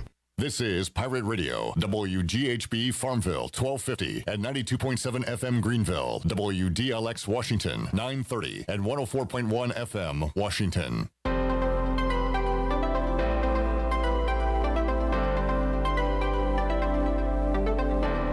You're listening to Hour 2 of Pirate Radio Live. This hour of PRL is brought to you by Beauty Bar Metaspa. Do you want to get rid of wrinkles, tighten and lift your skin, smooth your skin texture, erase veins and brown spots and get rid of unwanted hair? Are you interested in Botox or filler? Visit beautybarmetaspa.com to set up a free consultation. Now, back to the show. Welcome back. UBE has been an ECU tradition for over 50 years. You can shop online anytime at pirateware.com. UBE has the biggest and best selection of ECU sportswear and accessories for pirates of all ages. Every day is game day at UBE. Now let's head back into PRL. Here's Clip Brock. Back with you on Pirate Radio Live. I feel like when Troy leaves, we need like a buffer segment. Like I need like some like spa music, like easy listening. I need a nap. I need yes. Because I mean, it's why he's so good. He's high energy. It's something always happening. It's man, nonstop, 100 miles an hour. We just need like a cool down period. But anyway, here's your quote of the day. Chandler, can you get out and find a sponsor for a new segment, the quote of the day? Sure, absolutely. All right, get that done for us. Here's a free one. Your name, your business could be attached to this segment. The Pirate Radio Live quote of the day. It comes from Geno Smith, quarterback, Seattle Seahawks. Geno Smith was asked whether he got frustrated during his 7 years as a backup. His response, "My tough times would be a dream to someone else." Word. What a quote. Wow. What perspective? 100%, dude. Yeah. Hunted. No cap. None at all. Not Wow. a single cap. That's facts. My tough times would be a dream to someone else. Great perspective from Geno Smith, who has become very quotable since becoming the starter. He also said this. He said, they wrote me off, but I didn't write back. Yeah. He's been a quote machine. They wrote me off, but I didn't write back, though. Also, Chandler, I just saw this. This is not good news for the Panthers. I saw Big Cat from Barstool talking about it. It looks like the Seahawks, the official dog of the Seattle Seahawks, Turf, has passed away. The official dog? Yes. I didn't know they had had a one. dog. Neither did I. But they have an official dog. Were they going to go out there on Sunday and play for the dog or something? It's a dead dog game. Oh my gosh. They'll probably wear like a paw on their helmet. Oh my gosh. Hey, let's do this for Turf. I mean, Panthers don't stand a chance now. Oh my gosh. Kenneth Walker is going to score a touchdown. Is he out? That's why I was just thinking he might be out. But Geno Smith. No, he's going to come back from injury. He's going to play for his dog, for the dog.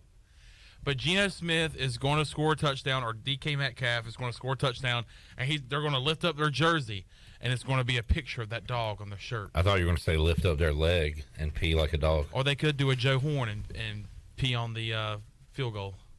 Hold up. No, that was Randy Moss that did that, right? Hold up. Joe Horn did the foam thing. Yeah. Randy Moss mooned the crowd. He didn't pee. Who peed? There was a Ole Miss receiver. I want to say it might be the guy for the Jets. Moore? It was Elijah Moore. I think it was him. He did the pee celebration in the Egg Bowl. Yes. You can't just be throwing around names of people. Yeah, I can. Well, you did, so I guess you technically can. And what the hell's someone going to do about it? That's my question. Oof. See, I like Joe it. Horn, Elijah Moore, Randy Moss. Let me throw out Steve Smith. I'll throw out anybody's name. I'll put some respect on their name. Tell me I can't do that. Yes, the hell I can. I like this attitude, Chandler, because you're right. The hell I can. Who's going to stop you? I ain't going to stop you. Don't stop me now, like Queen said. You know what I'm saying? You know what I'm talking about? Are you on one right now? You got me on one. Okay. Chandler, get down. If you Panthers say, hey, we need you, Chandler, we need a long snapper. No, they got the best one in the history of football. Yeah, but he strained. The dead dog came back to life and bit him. So he's out this weekend. I love your scenarios. The dead dog came back to life and bit our long snapper. He's got dead dog rabies, and he can't play this week. They need you. You fill in. Snap. Beautiful snap to the punter. Punts it. It's fumbled. I'm trying to think. So, yeah, it's caught and then fumbled. So it's not a muff, it's a fumble. You pick it up. You score. Camera's on you. The world is watching. What celebration are you doing? I might. You gotta go. Like everybody, your teammates are huddling around you. You gotta do something right now. What are you gonna do? I'm gonna say. Hurry up, man! You threw this on me. I probably do. You didn't expect to score. You didn't know you were. You're surprised. Probably act like I'm a jazzercise instructor. What? Probably. How does that look? Okay, so get all my teammates like act like they're in the living room, and like. And then so you're saying sit down. Y'all sit down. Y'all sit down. All right, y'all sit down. And then I'm gonna have them do exercises. All right. I still don't. So what is that gonna look like? Jumping jacks? Jumping jacks. Maybe running in place. Maybe do some some toe touches. Okay. And that's gonna be like your only career touchdown. Oh, so that's gonna be your one I might dance. hit the gritty. I might gritty on them. I might gritty. You're gonna be doing it all. I might. Oh man, this is a good. I like this. I like this conversation. What else can I do? Shirley, I could probably do. The Dolphins call you. Right. Tyreek Hill got in trouble for something he did a long time ago. They need you at receiver. Okay. Of course, they're not going to cover you. They're going to put 3 guys on Waddle, 2 guys on Gesicki, 1 guy on that dude I never heard of that scored against the Niners last week. Mm-hmm. You're wide open. You catch it. You cross the goal line. What are you doing? I'm going to do some version of the Icky Shuffle. Yeah, that's funny. Conan brought that up on YouTube. The Icky Shuffle. The Icky Shuffle. Which was very simple. It was kind of a thing. It was just a, couple steps to the left, couple steps to the right, a left, a right, a left, spike the ball. Fair enough. Touching tribute to Icky Shuffle. To Icky Woods, I should say. What celebration would you do in the end zone? Let us know. We do have YouTube psychopath commenter talking to himself with different names again. It's very creepy behavior. Kind of gives me the heebie-jeebies. I would add my twist to the Icky Shuffle. Like, before I spike the ball, I might clean a little dust off my shoulder. Okay. I used to like I saw this one brought back on Sunday. I hadn't seen it in a while. And it was like a backup running back for the Bengals who caught it. And this was popular, I want to say, like in the late 90s. I saw this a lot, where the guy, the ball was stuck to his hand. And you, try to spike it, and it's stuck to your hand. So he has to take his shoe and pry it off his hand. Oh, yeah. Saw that one on Sunday. I've not seen that one in a while. It's been a while since... Been a while. Nice little throwback there. Yeah. I like that. Gosh. I'm trying to think of an awesome celebration. You know what I wish that they would bring back? Maybe a golf shot. Maybe get my teammates to make an aisle for me, like I'm at the 17th hole of the Masters or something. Hit a golf shot, and then all of them golf clap. You're gonna I would do the Hunger Games one. The one where they put the it's like the Girl Scout pledge thing. Zay Jones has done this one. And I used to be a big Star Wars fan growing up, but he did the lightsaber battle, and then he Oh, yeah, with the Darth Vader chokehold. Yeah, he did the Force chokehold. Mm-hmm. I like when they, every now and then, good, just hearty handshakes, too. Yeah. Yeah, I like those. That looks good. Who was the one that used to just do the bow? I can't remember who used to do that, where he would come in, we would score, and he would just go. And it was a running back, and Arian Foster? It might have been Arian Foster. For some reason... I think it's Arian Foster. LT keeps popping into my head. Tomlinson did the behind the head finger roll. That's right. Now, Priest Holmes. Was it Dion that used to do the... Oh, he did the high stepping. Was it Dion that used to do the Dion? Yeah, it was that would Dion. be Dion. Is it called the Dion? Is it called... Answer my question. Is it called the Dion? Yeah, he's the only person that did it. No, hell, he ain't. Other people have. Look it up on YouTube. Other people have done that dance. He started it, I guess, but other people. So who are they doing it after? I don't know. Well, now you do. Now I do know. Now I know the answer. You know what? I would wish that they would bring that back. Just the one play. You remember? And I hate to do this because it's going to mention Troy, but the Chicago Bears, when they would line up the refrigerator in the backfield on a goal line, in the red zone, and have him plow through the line. Fat man touchdown. Yes. I wish they would bring those back because those are so much fun to watch. My buddy Drock said pop the top on the football, then drink it like a 40. Yeah? Yes, sir. Oh, that's not a bad idea. Pop the top. I feel like there's been a cake stand celebration. Well, I think that one is multiple people. So are you talking about an individual celebration, or are you talking about when your teammates Chandler's talking about getting the whole team involved in his. So yeah, I want to get my teammates involved. I would probably. I would prefer my teammates to just lift me up on their shoulders and carry me off the field. You can get your teams in a line, get 3 teammates on each side, and act like you're shooting a free throw, and you shoot the football through the field goal. Dap up your teammates when you make it, like they do. Steve Smith did this. He had just had a baby. Oh, yeah. And he scored a touchdown, and then he lifted up. He literally took out his towel from behind him, lifted up the football, and pretended to be. He wiped the football's ass. Wiped the football's ass. I do remember Now that. that is some Smitty stuff right there.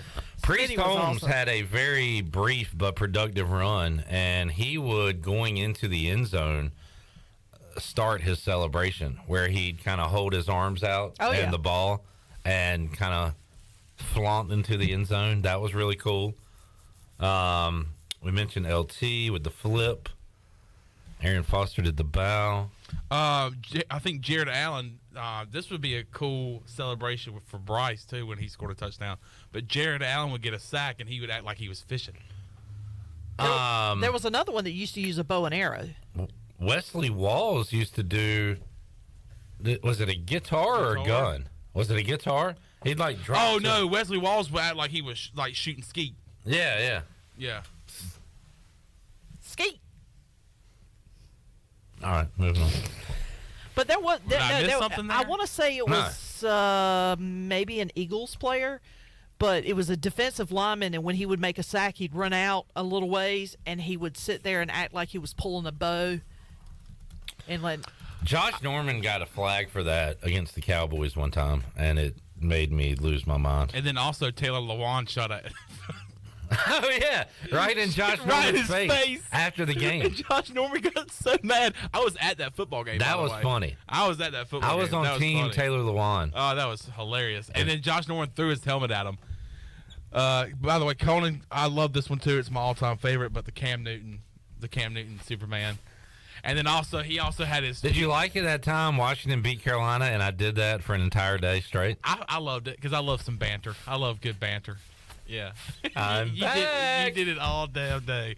Oh my gosh. But he also had his first down point. I used to love doing the first down point. I would do it in a restaurant. I still do it to this day sometimes. In honor of my good old buddy Cam when you Newton. get a first down of what? A first down here and there. Maybe when you put the car in park? Chad likes beast mode, grabbing his manhood. Oh yeah. Oh yeah. There's Harvey Mike P says, if I had burners like Tyreek after a touchdown, I would immediately sprint to the sideline, grab a water bottle, and spray my feet. Ooh, I've never seen that before. Oh, yeah. That's okay. actually a good idea. Maybe take off the cleats because they're so hot, and then douse some water on them. Yeah, that is a good one. That's a good one, Mike P. Deshaun Jackson used to backpedal into the end zone, and then he would also do the eagle thing. Oh yeah, I forgot. Yeah, Joining us now on the Pit Electric Live line is the voice Jeff Charles, who joins us here on a Thursday.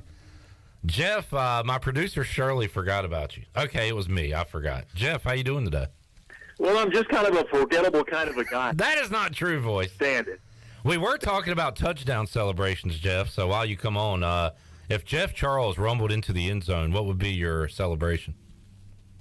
Let's see. Maybe the Heisman pose, like we've seen before. Little Desmond Howard Heisman pose. That look good. Yeah. All right, Jeff Charles, fresh off a couple of nights ago, East Carolina falling to UNCW. Pirates will be back home coming up on Sunday for Coppin State. Talked to Patrick Mason and Stephen Igo yesterday, Jeff. They were at the game. Patrick said it's the best atmosphere he's covered a basketball game in a long, long time. Igo was impressed with the student turnout as well. And always tough to win on the road, but sounded like the Pirates had a hostile environment they were playing in the other night. Well, we've seen that before. It was a movie we've seen before, Clip, and you talk about tough on the road. I don't know if you've seen this stat or not, but ECU is 4-24 in its last 28 games on the road. Yikes. So that tells you how tough it is to win on the road. And, yes, it was a great environment. I'll tell you what they've done with Trask Coliseum. They have really spruced it up. And it is really nice. Every time we go down there, it looks a little brighter, a little nicer. They've got the big video board now over the center court. And, they've come a long way with the building. I was talking with Joe Branning, who has done such a great job as the sports information director there for 37 years, by the way. And Joe was telling me it was a number of years ago, the folks at UNC Wilmington were thinking about building a new arena there on campus, but it really never came to fruition. And so they said, well, let's just take the dollars we have and fix up Trask. And it's come a long way. It's a very nice place. And what they've done, Clip, is they put chairback seats on the lower deck, the lower arena. And when they did that, they took the bleachers out. So they lost about 1,000 seats. So I remember back in the day, they talked about 6,100 seats in the building. Now capacity is 5,100. And they had 5,221 people squeezed in there the other night. So you could tell it was overflowing, and the atmosphere was terrific. They've done a great job. And, you know, Cliff, when you win games, things seem to fall into place. And UNC Wilmington won 27 games last year. They were 27-9. They won the CBI championship.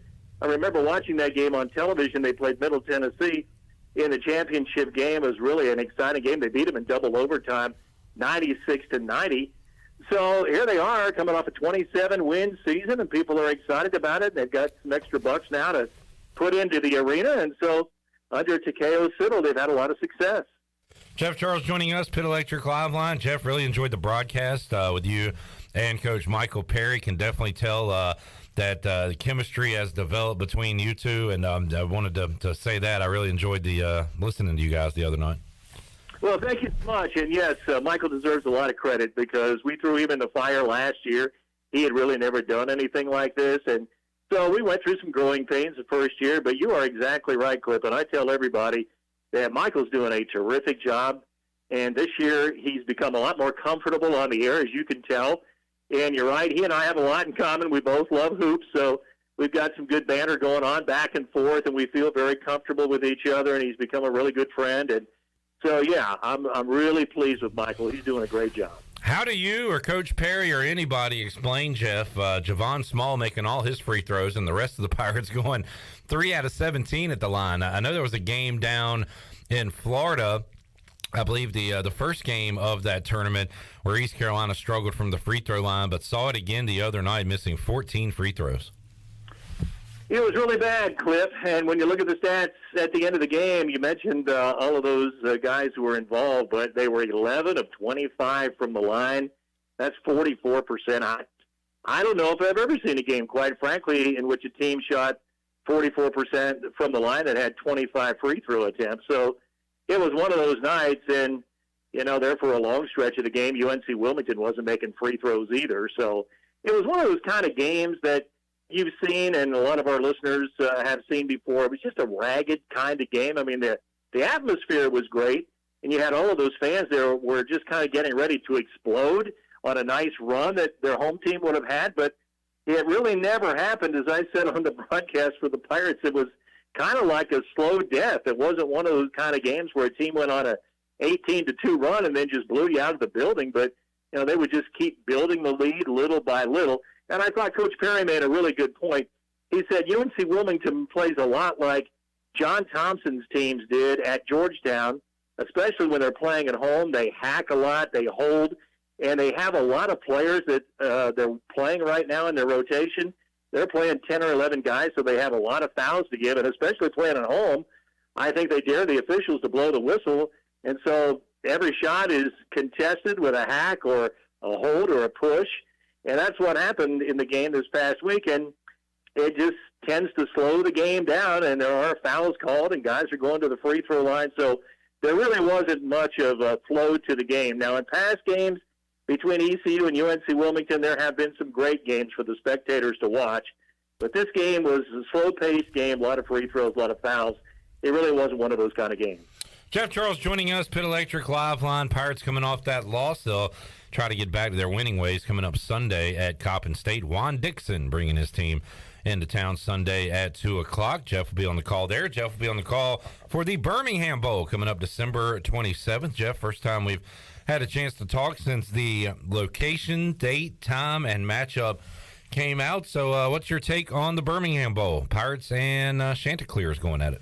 Well, I am really looking forward to going to the stadium because I'm hearing rave reviews about it, and guys who broadcast games from there have texted or called or whatever and said, you're really going to love the stadium. So I'm really looking forward to it. I know it's going to be a great place for us to broadcast from. It's got all the bells and whistles. It's relatively brand new.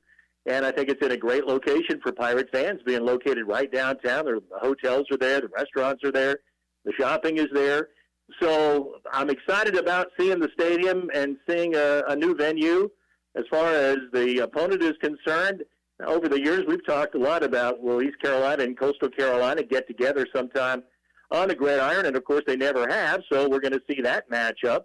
It will be interesting to see who actually plays in the game for both teams, because we are in the portal transfer deal right now, as everybody knows, so we don't know about the rosters yet on both teams going into the game, but it's a drivable game. I think a lot of Pirate fans will probably fly, but it is drivable in one day. It'd be about 10.5-hour drive, so people could drive down there if they wanted to.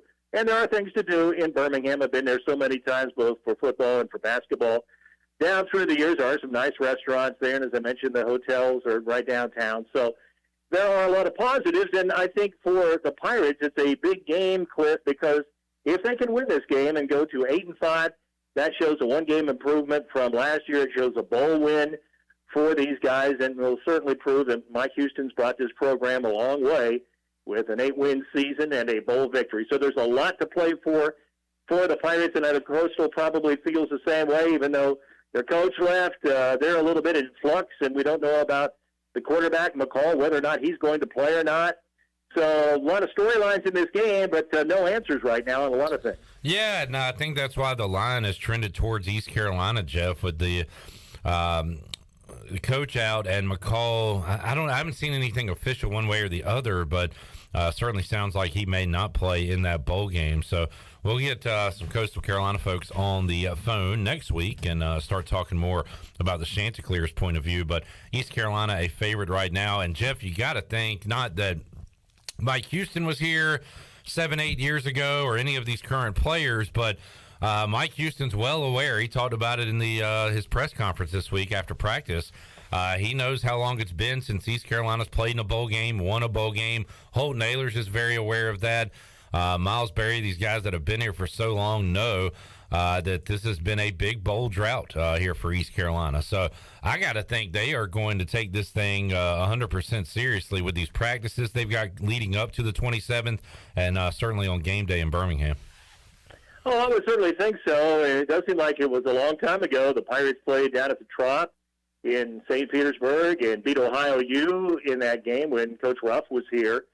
And it seems like it was a decade ago, because it was right at a decade ago. So it's been a long drought, and so many teams just get used to going to bowl games now because there are so many bowl games. Well, for ECU, Pirates have not been able to go to a bowl game in recent years, so it's a bigger deal, I think, for them. And again, it's about the players, Cliff, and I'm so happy for the players because they've put their blood, sweat, and tears in this thing, and they deserve the reward of going to a bowl game. It's a lot of fun for players going to a bowl game, and the coaches, of course, deserve the reward as well. I don't know if any of them are that fired up taking their families with little kids down to Birmingham and spending Christmas Day in a hotel room, but that's kind of what you have to do with the way these bowl games and these dates obviously fall. So it's going to be a good time. We're going to go down the day before. That's usually what we do now with bowl games.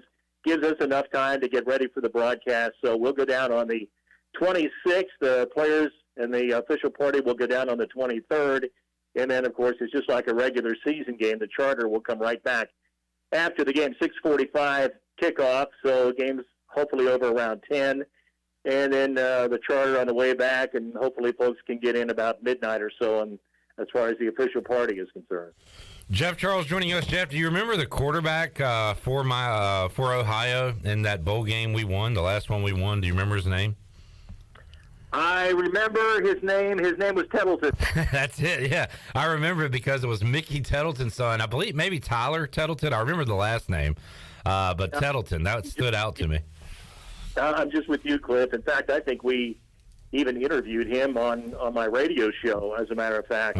Yeah, Mickey Tettleton was an outstanding catcher in Major League Baseball for a bunch of teams, and that was his son. I can't recall his first name right off the top of my head either.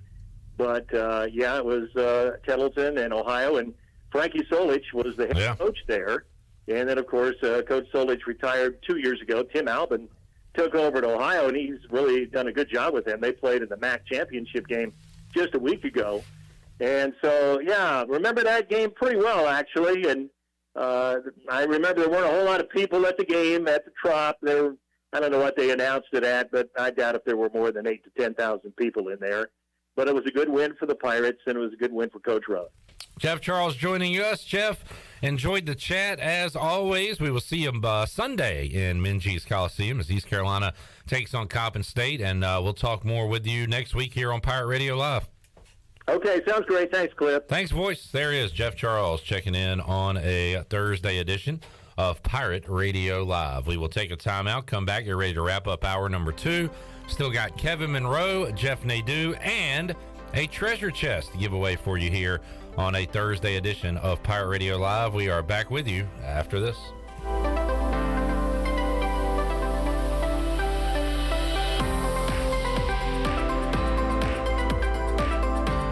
Jeff Stein from Brown & Wood, our special guest today. Jeff, how can you help people buy a new vehicle before the end of the year? Well, Jonathan, we're seeing an increase in inventory arriving at the dealership. Cadillac, we have XT5, Buick, Encore and Envision, Mazda, the all-new CX-50 is here, and GMC, we have some light-duty 1500 trucks arrive. Jeff, what about incentives and your location? Incentives we have as low as 3.9 APR, location 329 Southwest Greenville Boulevard. Brown & Wood, 4 brands, 3 generations, 2 rooftops, and 1 goal, to make sure you leave a happy customer.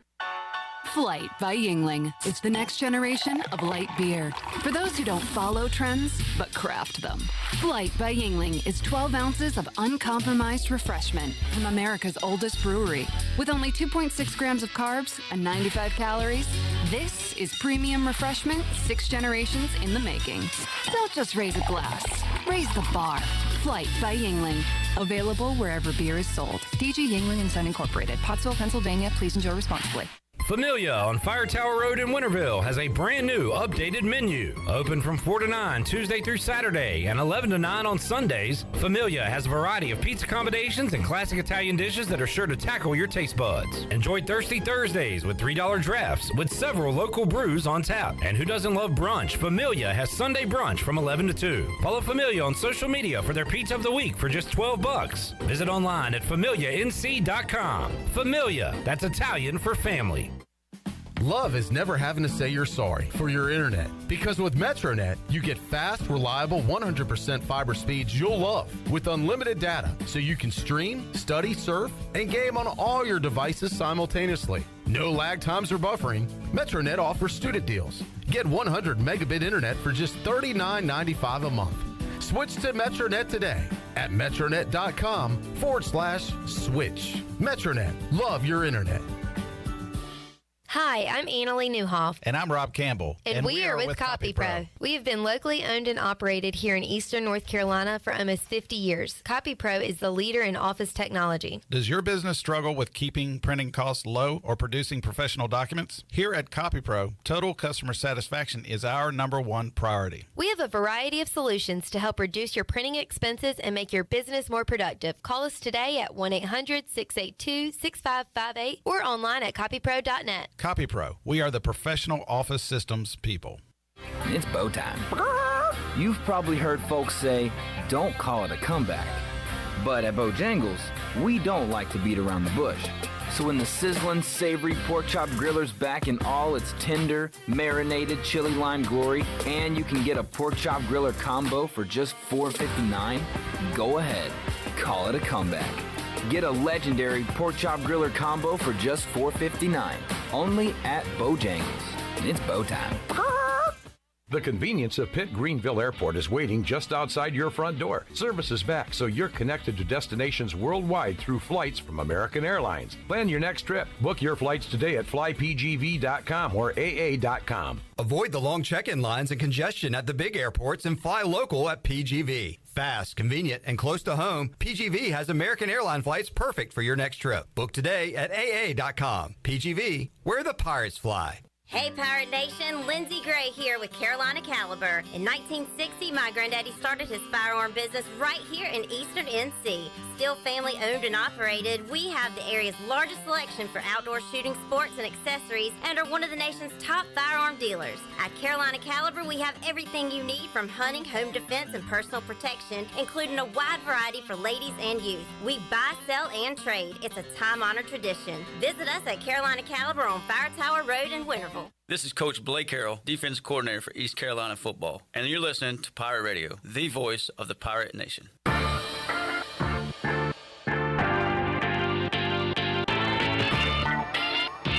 You're listening to Hour 2 of Pirate Radio Live. This hour of PRL is brought to you by Beauty Bar Metaspa. Do you want to get rid of wrinkles, tighten and lift your skin, smooth your skin texture, erase veins and brown spots, and get rid of unwanted hair? Are you interested in Botox or filler? Visit beautybarmetaspa.com to set up a free consultation. Now, back to the show. Welcome back. Have you heard Winslow's is now 5th Street Hardware Restaurant and Tap Room, and with a brand new look, 5th Street Hardware also has a new menu and serves lunch and dinner Tuesday through Sunday.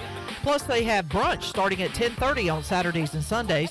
Follow 5th Street Hardware Restaurant on Instagram for the latest events and specials. It's a new look, a new name, but it's the same location right on 5th Street beside, beside the State Theater. Now let's head back into PRL. Here's Clip.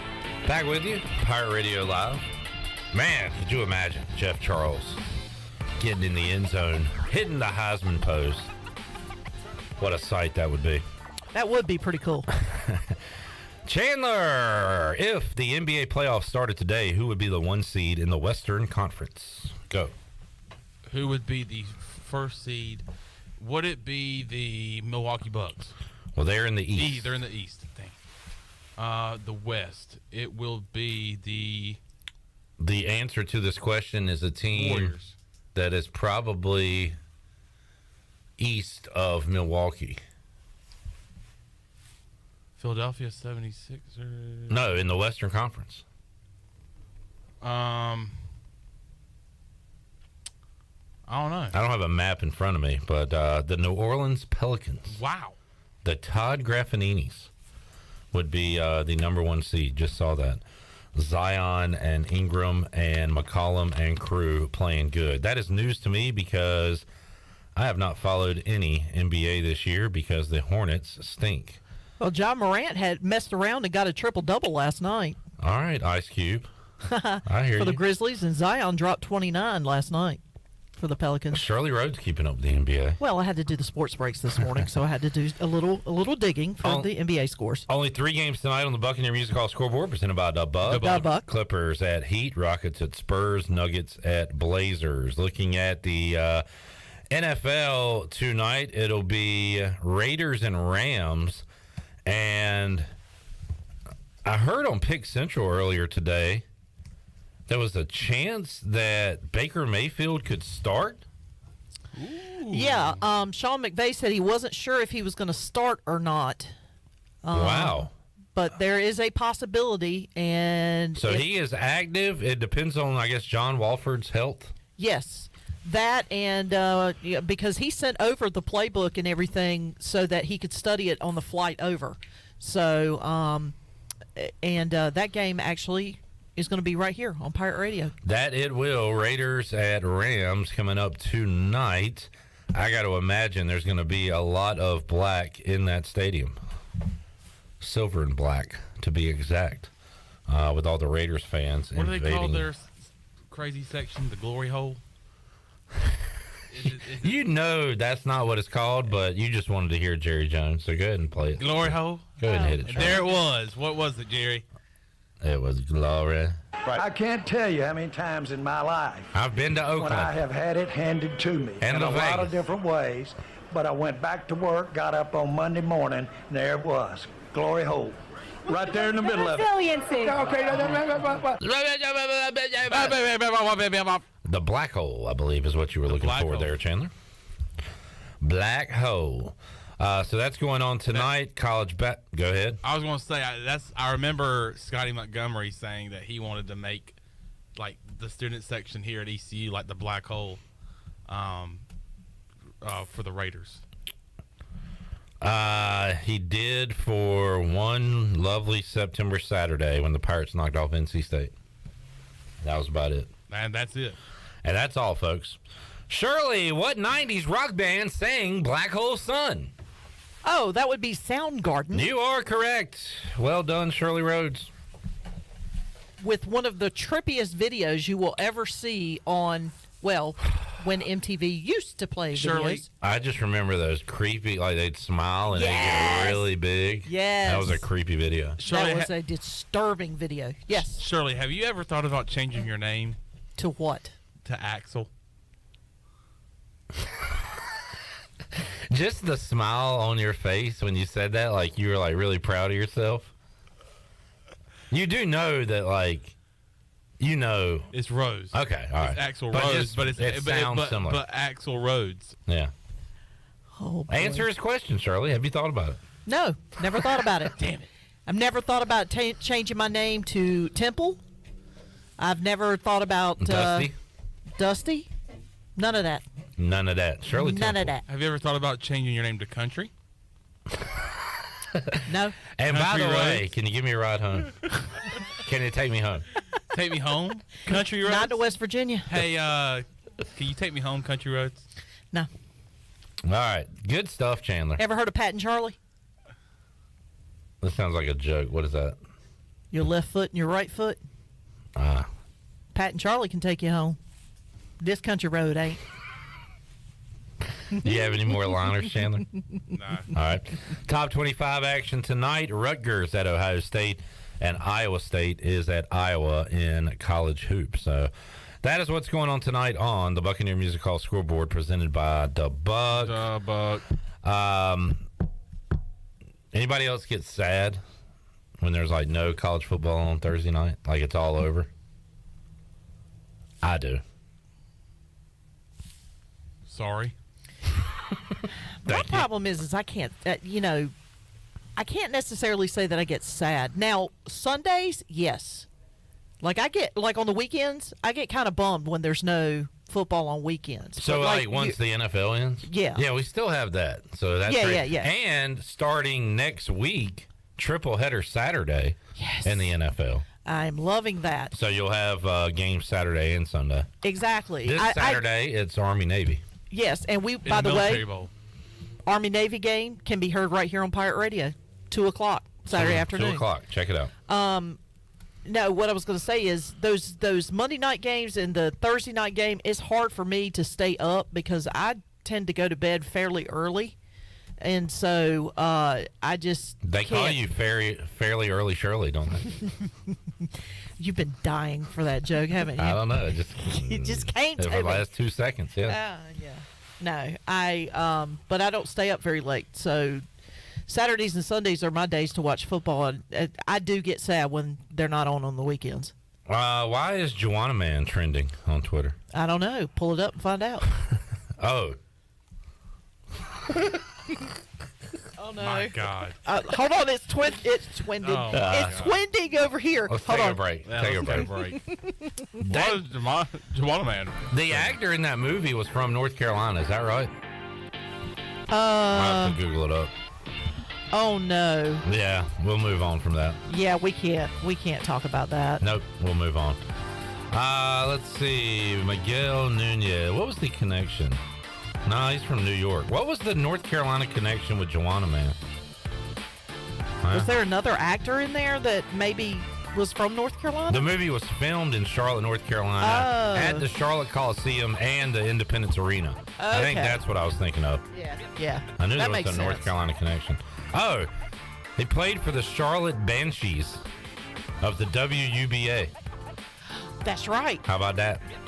I don't think I ever saw the movie, but I knew that piece of pop culture. I watched the movie, and I do. Now that you mentioned Charlotte, I do remember having that reference in there in the movie. All right, we'll take a break. Come back when we return. K-Mo, Kevin Monroe, and we'll open up the Pirate Radio treasure chest. Stick around. It's all on the way after this. Turn the party up. The Buccaneer Music Hall is your beacon of music in the land of pirates. The The doors open at noon, 7 days a week. And the Buck has live music every night, along with football. Monday is open mic night, the first Monday of each month. Tuesday, it's karaoke with DJ Captain Morgan. Wednesday, it's acoustic night. Thursday, it's the dance party with DJ Kid Scene and live music every Friday and Saturday night with the best bands on the East Coast. Follow the Buck on Instagram for information and schedule of events. This season, party like a pirate at the Buck. When it comes to hauling dirt, asphalt, or stone, you can trust the pros at First and Goal Hauling Incorporated. They have a fleet of dump trucks ready to get the job done. And best of all, it's owned and operated by ECU football alum Dakota Marshall. When you have a big job and you need it done right, count on First and Goal Hauling, where it's a touchdown every time. Keep up with Dakota Marshall and First and Goal Hauling by following them on Facebook today. You know, texting while driving is dangerous. That's not new information. Yet most people admit to doing it anyway. Drivers are 23 times more likely to be involved in a car accident while texting. Know the facts and wait to text. The danger is real and it applies to you. Auto Owners Insurance, the no problem people. Information provided by Virginia Tech Transportation Institute. This is Brian Smith with Town Insurance in Greenville. Call me today at 756-8300. Go Pirates! Before anyone walks into your business, the outside is what they see. Make sure your first impression is a good impression with the right curb appeal. Hi, this is Daniel Andrews from Dan Andrews Lawn Service. We specialize in making your business look great. Let us handle all your professional landscaping needs. We do it all so you don't ever have to worry. Residential services are also available. Call us today at 717-8006 and we'll come out and give you a free quote. Taking care of your landscaping needs is all we do, and we've been doing it for over 20 years. You can trust our reliable team at Dan Andrews Lawn Service, covering all of Eastern North Carolina. The Rick House is Eastern North Carolina's premier American-style restaurant and bourbon bar with daily specials. And here's the lineup. Mondays feature $7 margaritas and half-price appetizers. Tuesday is stuffed seafood night. Wednesday is date night. Thursday is roasted smoked lamb chop night. Fridays is prime rib night. And Saturday is Italian night and is also Fred and Wilma night with our 36-ounce bone-in tomahawk steak just like the Flintstones. And on Sunday, it's our legendary brunch from 10 to 2. The Rick House, American Provisions and Spirits, 710 Red Banks Road beside the bowling alley in Greenville. Eastern Pines Dental, located on East 10th Street beside Lowe's in Greenville, provides complete dental care to all ages, including implants, root canals, crowns, wisdom teeth removal, IV sedation, Invisalign, and much more. And as Eastern Pines continues to grow, we've added caring and kind doctors ready to assist you, including Dr. Ward, Dr. Lovick, Dr. Moore, and Dr. Mosley. Call 751-0770 to schedule your appointment today. The staff of Eastern Pines Dental thanks you for trusting them with your dental care. Have you ever seen those exotic aquariums like the guys do in Las Vegas on television? You ever thought about having one of these aquariums in your business? It's more affordable than you think. This is Hal Pruitt with rentafishtank.com. We can make having an aquarium in your business turnkey with no work, cleaning, or hassles for you. Rentafishtank.com creates a relaxing atmosphere and keeps children occupied. Rentafishtank.com already services many dental, pediatric, and doctor offices, plus hospitals and senior living centers. Check us out at rentafishtank.com.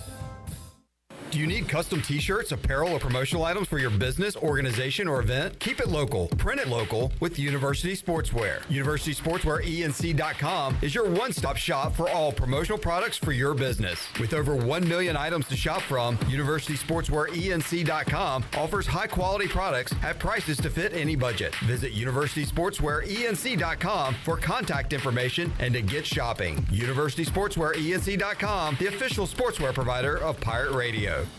This is Holt Nailers, and you're listening to Pirate Radio, the voice of the Pirate Nation.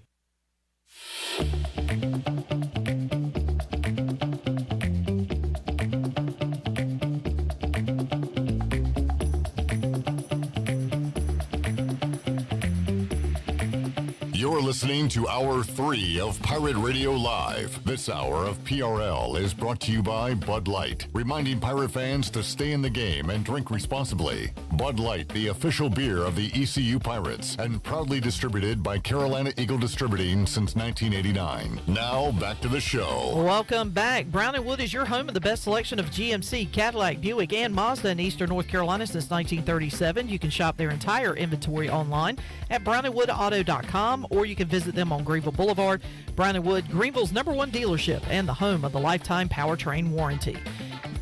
All right, and I have been pushing this all week. I'll continue to do so, but there is a do-good opportunity for you coming up this Saturday, December the 10th, as Kinetic Physical Therapy will be hosting a blood drive. Come to 1540 East Arlington Boulevard to donate blood and help save not just human lives, but animal lives as well. For each unit collected, $10 will be donated to the Bear Garden Animal Rescue to pay for a needy animal's medical expenses and get them ready for adoption. To schedule your appointment, go to redcross.org and enter Kinetic PT or contact Dr. David Edwards himself at 252-902-7061, and he will schedule you directly. Now let's head back into PRL. Here's your host, Clip Rock. Thank you, Chan Man. Thank you, Shirley Woman.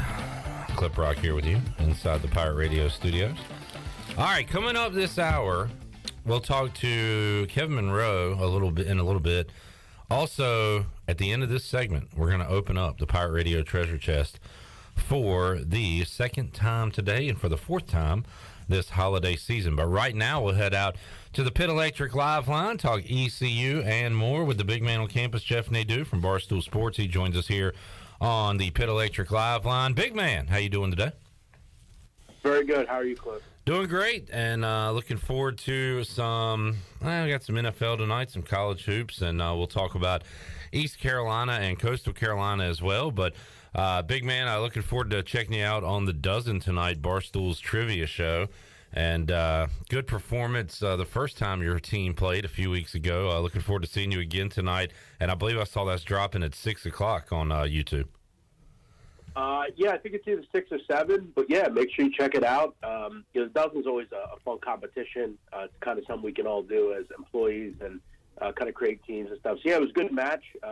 Make sure you check it out. All right, that's coming up tonight. I watch it every night, and looking forward to seeing Jeff Nadu on tonight's edition. Jeff, let's talk about East Carolina's bowl game before we dive into everything else. And right now, the Pirates, I think around 9.5 point favorites against Coastal Carolina. And I heard Brandon Walker talking about it on Pick Central earlier this week. He was going over some early games that he likes and highlighted this one because you got to look at a few factors. Obviously, Jeff, when you look at these bowl matchups, what's the coaching situation? What's the quarterback situation? And those could be and are two big red X's alongside the name of Coastal Carolina right now, whereas East Carolina, they've had some guys enter the portal just like every other school, but the head coach is intact, the quarterback obviously intact, and they should be ready to go coming up. So, anything could happen, but when you're looking for an edge in these bowl games, you got to look at the personnel and what's going on with the head coach. Yeah, it's I think really the most important thing you have to look at. Obviously morale is also important, and that kind of goes with the coaching or, kind of what's going on with the team. You look at Jamie Chadwell, I'm happy to guess that he got a lot of money to go to Liberty. They're a group with a lot of money, and I'm sure he got it. I mean, leaving Coast to go to Liberty doesn't make that much sense, but I guess in his case it made sense. You also have to, as you mentioned, get your quarterback. This is a quarterback in Grayson McCall who had just been coming off an injury. So with the future that he has, I'm sure he doesn't want to affect it in the Birmingham Bowl. So, yeah, I think that's obviously the reason. And the numbers showing that it's likely that he's probably not going to play and they're going to have a tough time of it. I don't think they're completely lost without Grayson McCall. Their backup quarterback's a solid quarterback. But when I look at this game, you have a team that's probably not really interested at all against a team who, let's just be honest. I mean, ECU should very much be up for this game. I know the number, I think, from what I saw, is down to close to 7. So, again, I think it's hard to gauge until we know exactly what's going on with McCall. I think at this point, getting anything at 7.5, 8, if you believe McCall's going to play or, anything, I think this is the time to do it because it's going to drop even further. But, Coastal Carolina has trouble against the run. You'd have to figure ECU with a solid quarterback in a run game should be able to move the ball. I didn't have much in this game. Didn't like it ultimately. Jeff, you always try to get the best number possible. So when you look at we are just over a week away from the first set of bowl games beginning, do you have anything in on any bowl games right now, or are you waiting to see transfers, injuries, coaching? Do you kind of wait around for the bowls? Yeah, so I think the first bowl out of the gate is the Bahamas Bowl, which, in years past I've talked. I mean, one of the worst beats I've ever had was on the 2014 Bahamas Bowl many years ago. But, you look at this game, I mean, it's kind of a matchup that didn't jump off the paper, but, I mean, I was pretty happy getting anything above 10 here with Miami O. This is a group every year that bowlers get to a bowl game. Generally they're not a team that can compete to win this conference, but I'll tell you what, they're a tough team. They're always good on the defensive end. You're getting a better defense here for sure. I think quarterback-wise, I think offensively, UAB is a little bit better, but I didn't see 10, 11 points difference between these two. I'd have put the number more around like 7. Throw in the fact that UAB has not been a good team against the number this year. I think as a dog, I think Miami O makes a lot of sense. They've covered, I believe, 6 of 10 as a dog, winning 3 outright. So I think for me, I'm definitely looking in that first game at Miami of Ohio. I think it's a low-scoring game.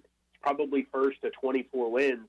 I think in that case, it's probably like, a 21, 13 type of game.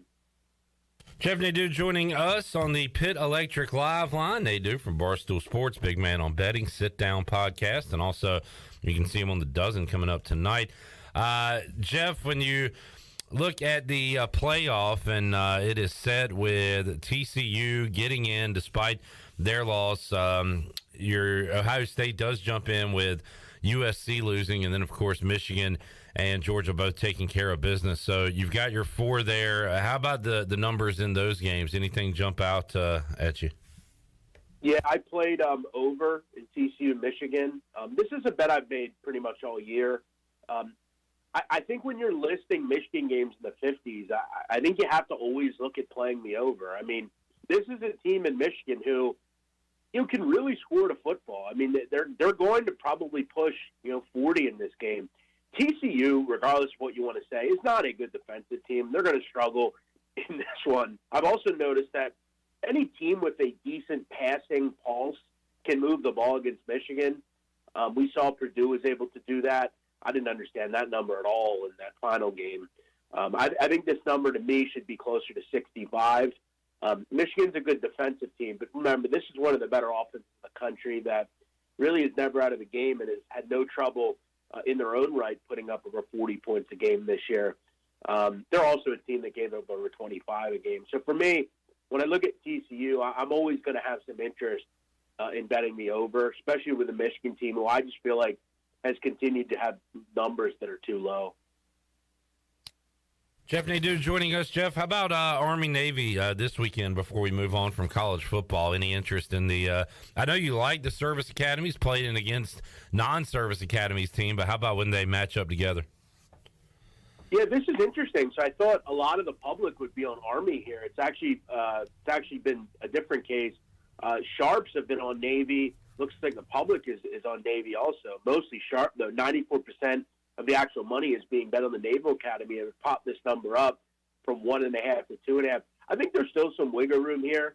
You look at this series over the last 4 games, it's flip-flop. Navy won last year, the last time they played. Army won in 2020, Navy in 19, Army in 18. You look at the games, generally, when these two teams play, they're not exactly close. I mean, last year's game was close, but the other 3 were decided by 7 or more points. I don't think this is a vintage Army team. I will say, though, I have a hard time betting anything other than the under. I mean, these two teams just know each other well. I think this is probably first to 14 or 17 win. I actually lean Navy. I really like what I saw towards the end of the season from this group. They are not going to make a bowl game. Neither of these teams are going to make a bowl game. So this is the last game for these groups. And I actually like what Navy can do a little bit more on the offensive end as opposed to the Army. They've been good on the road, and they've been a great underdog. You look at Army over the last 5 games as dog, 4-1 against the number. Lean at this point, honestly, I know I've kind of talked about Navy, but I think Army's probably the play here. I think these are two teams where whoever's getting points, I'm going to just take who's ever getting points. I'm hoping to see it get to 3. Jeff Nadu joining us. Jeff, after sports trivia last night at AJ's, I watched the second half of UConn, Florida, and former Pirate Tristan Newton didn't really do anything for UConn last night. 5 points, 5 turnovers. It didn't matter. They go on the road. They win by 21. I don't know I don't think Florida's very good, but that's not an easy trip for Connecticut. They had the target on their back, undefeated top 5, and to go in and blow them out like that was very impressive. So how good can UConn be, Jeff? Are they a team that you could see at the end of this season being a factor? Yeah, I think to me right now, if you ask me who is the best team in America right now, I would say it is UConn. And the reason I say that is I love Houston. They have battered opponents. The problem is I don't really respect that much who they've beaten. I do think them winning against St. Mary's is good, but outside of that, you look at UConn. I mean, they've beaten Florida in Florida. They've beaten Alabama. They've beaten Iowa State. They've beaten Oklahoma State, and they've beaten Oregon, all top 40 teams. I mean, their last 5 wins have been against all top 50 teams, so that's impressive. I think they are a team that, again, right now is the best team in America. They have been elite on defense and on offense. Sonogo has been terrific. They're deep.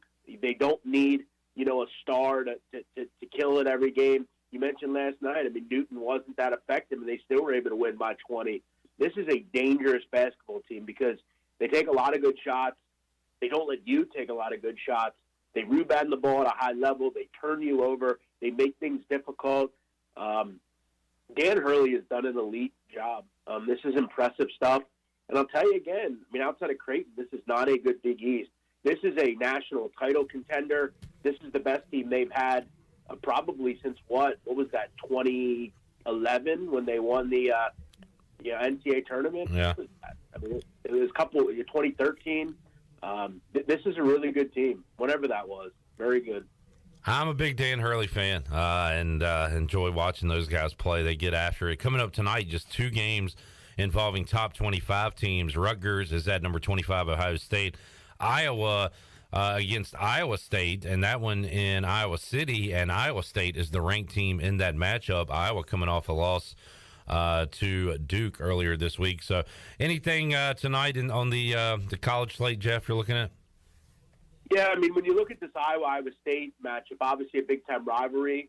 Iowa's had the upper hand over the last 5 or so. Last year, they completely pummeled Iowa State in Ames, 73-53. I think the big question tonight is, what is the status of Chris Murray, the best player for Iowa? He's been in a walking boot. The indications are he is going to play, so that's obviously good, and it really wouldn't have any interest to me outside of that. This number continues to be bet up. I would be on Iowa here. I think this is a great spot for them. They have been very good in this matchup. Did I ultimately get there with it? No, just because, I feel like Iowa State is going to kind of try to turn the tempo down, slow this down, and really try to make it difficult. I think ultimately I'm probably going to avoid this one. As far as the rest of the card, weirdly enough, Cliff, one of the better games on the card tonight is up in the state of Massachusetts. Not a lot of people know much about UMass and Lowell, but this is a very good basketball team. They got a major step-up game against UMass. This is a big game for the Lowell boys. They're 9-1. Finally, a step-up game. They can really score, Clip, this group under Pat Duquette. Really well coached and really are good on the offensive glass, good defensively. But we haven't really seen them step up. The only game they stepped up in was at Rutgers. But I'll tell you what, Cliff, it was 73-65. They're getting a lot of respect in this game. I get the feeling, Cliff, this is a higher-scoring game. Both these teams want to play with a lot of tempo, kind of downhill. I was surprised to see a total only at 144. I think this is like first to 75 win. All right, UMass Lowell. If not for them playing in Minges against ECU years ago, I probably would have never heard of them, but the big man's heard of them, and certainly every team in college basketball. Keeping an eye on that one tonight. Jeff, real quick, NFL with the injury to Garoppolo. Not that I was a huge Garoppolo guy anyway, but I did like the Niners going into the year. I've kind of stuck with them and had them as my NFC pick, even though the Eagles look great, Cowboys look great. But with that injury, Jeff, what does that mean for Philly as far as the NFC goes? I mean, did you see the Niners as a threat, and now you don't, or did you not have them as a threat anyway to you guys? No, I think they're the biggest threat to the Philadelphia Eagles. Reminiscent clip, weirdly enough, a little different situation, but it is kind of reminiscent of the Carson Wentz, Nick Foles thing, where, Niners have been really good. They lose their quarterback, and now all of a sudden you get a backup to come in. Weirdly enough, it's Mr. Irrelevant, Brock Purdy. I thought he was pretty effective. The thing is, Clip, if you have a good offensive line, you've got some skill position players and a great running back, they can make you look really good. Well, and a coach that knows how to use those guys, right? Absolutely. Yeah. It's designated to be used. You can kind of throw anybody in there. If they have the ability to play some quarterback, they're going to be successful. And look, the Niners go on that defense. This is the team to me in the NFC that worries me as an Eagle fan. I don't really worry that much about. I don't think. I mean, let me ask you, Cliff, do you really believe that the difference between Jimmy Garoppolo and Brock Purdy is that vast? Yeah, I know. I'm kind of with you there. This defense is how they make their money. They are a better defense than the Eagles. That's simple. The Eagles have to win the NFC. They have to get home field advantage. Coming into Philadelphia is going to be very difficult, I think, for a lot of teams. But no, I think they're very difficult. I think they're very tough. Obviously, the Cowboys are going to be interesting. I'm not one of these goofy fans that say, I hate the Cowboys. They suck. I know they don't suck. I know they're very good. The Vikings, I think, will have something to say about it, even though the Eagles have beaten them. I think this is a little different Viking team than one we saw back in, week 2, week 3. So, yeah, for me, I think there's still a lot of a hill to climb for the Eagles. They have to continue to get better and do their thing. They do. Always enjoy talking sports with you, man. And, you got a lot going on. Barstool Sports. You can check out the Sit Down podcast, Big Man on Betting. He's on the Dozen Trivia show tonight on YouTube, so check that out. And he joins us here on Pirate Radio Live. Jeff, always enjoy the chat, man, and we'll do it again soon. I have to say, Clip, you're always up on Barstool. I'm surprised you haven't mentioned a former employee that isn't with us anymore. Big news as Rico Bosco out of Barstool Sports, and he's got me blocked on Twitter, Jeff, so it's hard for me to find the news sometimes. Well, I'm guessing probably he has pretty much everyone in that studio blocked. Never communicated with him before. Exactly. It's Shirley Rhodes blocked. How could you have Cheryl blocked? I mean, come on. But that said, all I'll say is don't let the door hit you on the way out, pal. See ya. Nadu still standing. Rico Bosco out. There's your scoreboard. Nadu, enjoyed it. We'll talk to you next time.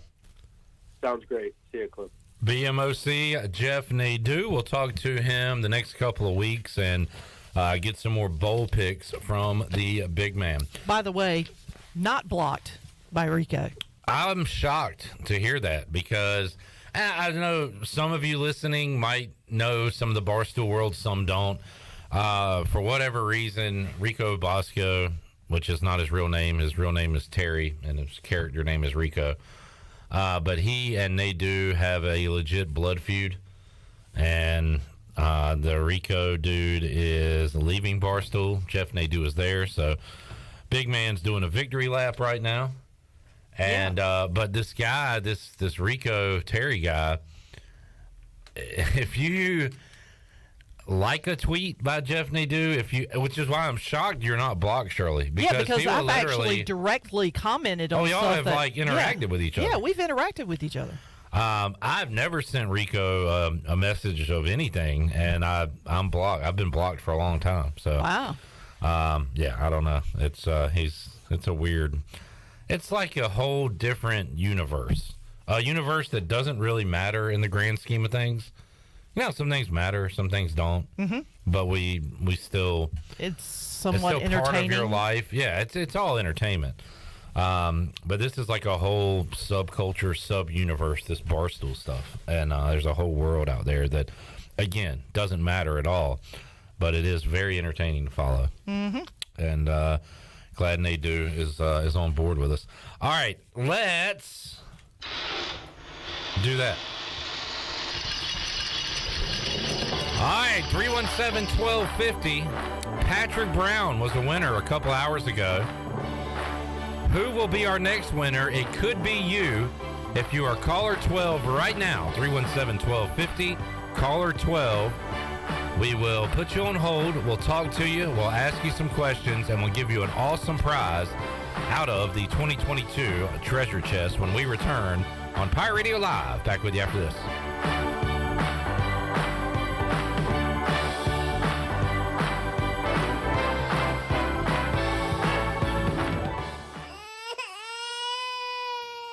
There's nothing more important than protecting your family. Fire ants can cause painful allergic reactions and even death. Protect your loved ones at home where you should feel the safest. Visit pesttechofgreenville.com to learn of our once-a-year treatment to guarantee you stay fire ant free. Tested and proven effective by your Eastern North Carolina exterminating professionals at Pest Tech of Greenville. Mention the crying baby for an extra 10% off.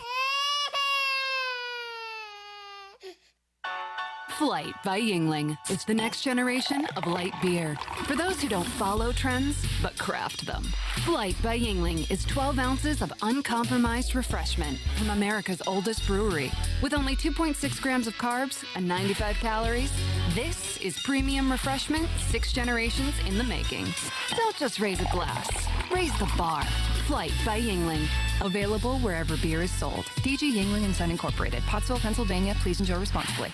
Hey, Pirate Nation, Lindsay Gray here with Carolina Caliber. In 1960, my granddaddy started his firearm business right here in Eastern NC. Still family owned and operated, we have the area's largest selection for outdoor shooting sports and accessories and are one of the nation's top firearm dealers. At Carolina Caliber, we have everything you need from hunting, home defense, and personal protection, including a wide variety for ladies and youth. We buy, sell, and trade. It's a time-honored tradition. Visit us at Carolina Caliber on Fire Tower Road in Winterville. Come be merry and bright this holiday season at the Sidebar in Uptown Greenville. The Sidebar's beautiful atmosphere, whether indoors or outdoors on the patio, is sure to bring Christmas cheer with the helping hand of their amazing food and delicious drinks. Located beside the Dickinson Avenue Public House, the Sidebar offers dinner and Sunday brunch from 10:30 to 2, and stay tuned, lunch will be served starting in January. For more information, follow the Sidebar on Facebook or on Instagram at sidebar.greenville. East Carolina Chrysler Dodge Jeep wants to know if you're ready for a big finish to 2022. Are you ready to buy a new car or truck at factory invoice? The folks at East Carolina Chrysler Dodge Jeep are selling all remaining 2022 models at factory invoice for the big finish sales event. You pay what East Carolina Chrysler Dodge Jeep pays for the vehicle, and you'll get all factory rebates and special finance rates. This is the deal of a lifetime. You can buy a new Chrysler Dodge Jeep or Ram right now for factory invoice, plus get the rebates. Come shop from all remaining Ram trucks and buy one at factory invoice. A huge selection of new remaining 2022 Jeeps in stock are priced at factory invoice. Minivans, trucks, Jeeps, even the new Wagoneer, all at invoice now through the end of the month. East Carolina Chrysler Dodge Jeep, across from the craft barrel in Greenville. Come see us. Offers do not include tax, tags, and $7.99 admin fee. Customers must qualify for all applicable rebates. See dealer for details. What a perfect time to be in Greenville, North Carolina. ECU football is going back to a bowl game. ECU basketball is getting cranked up. And Greenville's newest sports bar is officially open. Coco's Sports Bar, located in the Big Lots Shopping Center right off of Greenville Boulevard, has the largest variety of delicious food, including burgers, quesadillas, Philly cheesesteak egg rolls, chicken and waffles, and of course, the best wings in town. Check out Coco's Sports Bar on Facebook for the latest information on menu items, drink and lunch specials, and more. Open 7 days a week. Go Pirates! Hey Pirate Nation, this is Brian Buck with Buck Insurance Agency. This season, when you attend your favorite sporting event, take the game day pledge. If your team is playing, win or lose, support your team to the end of the game. When you leave early, you risk missing your favorite athlete making the play of their career. When our family buys a ticket, we always plan to stay to the very end. Take the game day pledge this season with Buck Insurance Agency. Play to the end, stay to the end. Pirate radio sounds different. Different is good. We are all the same. You'll be ashamed. Because different is good. Oh, yeah. Pirate radio.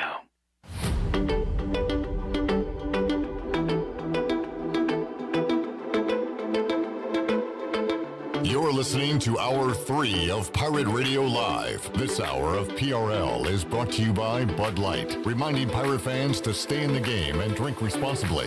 Bud Light, the official beer of the ECU Pirates, and proudly distributed by Carolina Eagle Distributing since 1989. Now, back to the show. Welcome back. Do you want to get rid of wrinkles, tighten and lift your skin, smooth your skin texture, erase veins and brown spots, and get rid of unwanted hair? Are you interested in Botox or filler?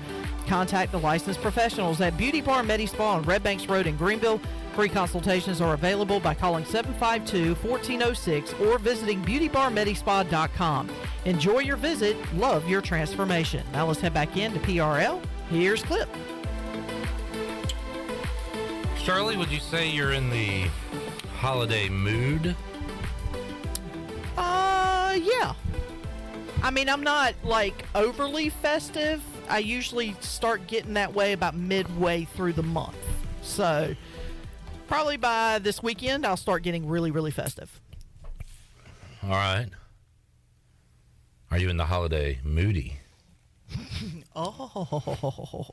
Jesus. Why? Yes, I am. And yes, Chandler, you're right. It is Jesus' birthday coming up later on this month. Happy birthday. On the 25th. What are we going to get Jesus for his birthday? What are we going to get ourselves for Jesus' birthday? What is Troy going to get himself for Christmas? That is a good question. Troy D brought Shirley some popcorn today. That was a very nice gesture. I'm still debating on whether or not Troy D actually paid for said popcorn. No chance. You ever heard Vince McMahon's old WWE theme, No Chance in Hell? Yeah. No chance. No chance in hell. But he did bring it and gift it to you. Yes. So you got to give him credit And for that. I've been munching on it. And now we are going to be giving away an awesome prize to a regular. He's a listener. He's a commenter. He is down from day one. He began listening to Pirate Radio as a child. He now has a child of his own. Wow. The circle of life. Wow. He is That makes me John feel really old. John Moody. Hello, John.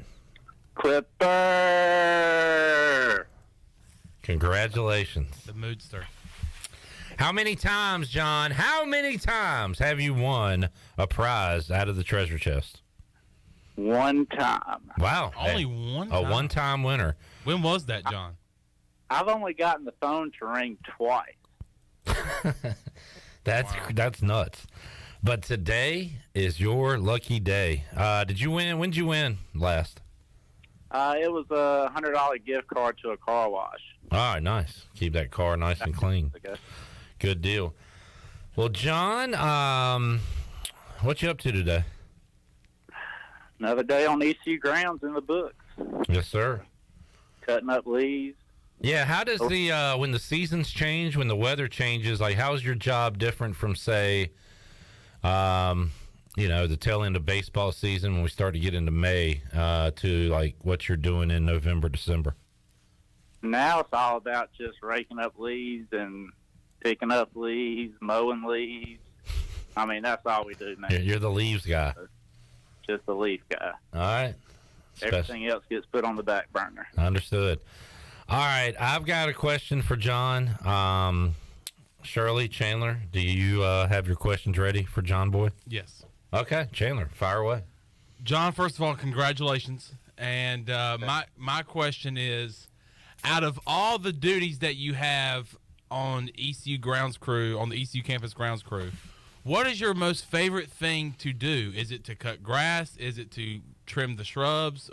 What is your most favorite thing to do? What is the thing where you wake up that day and you know you're doing it and you get excited about it?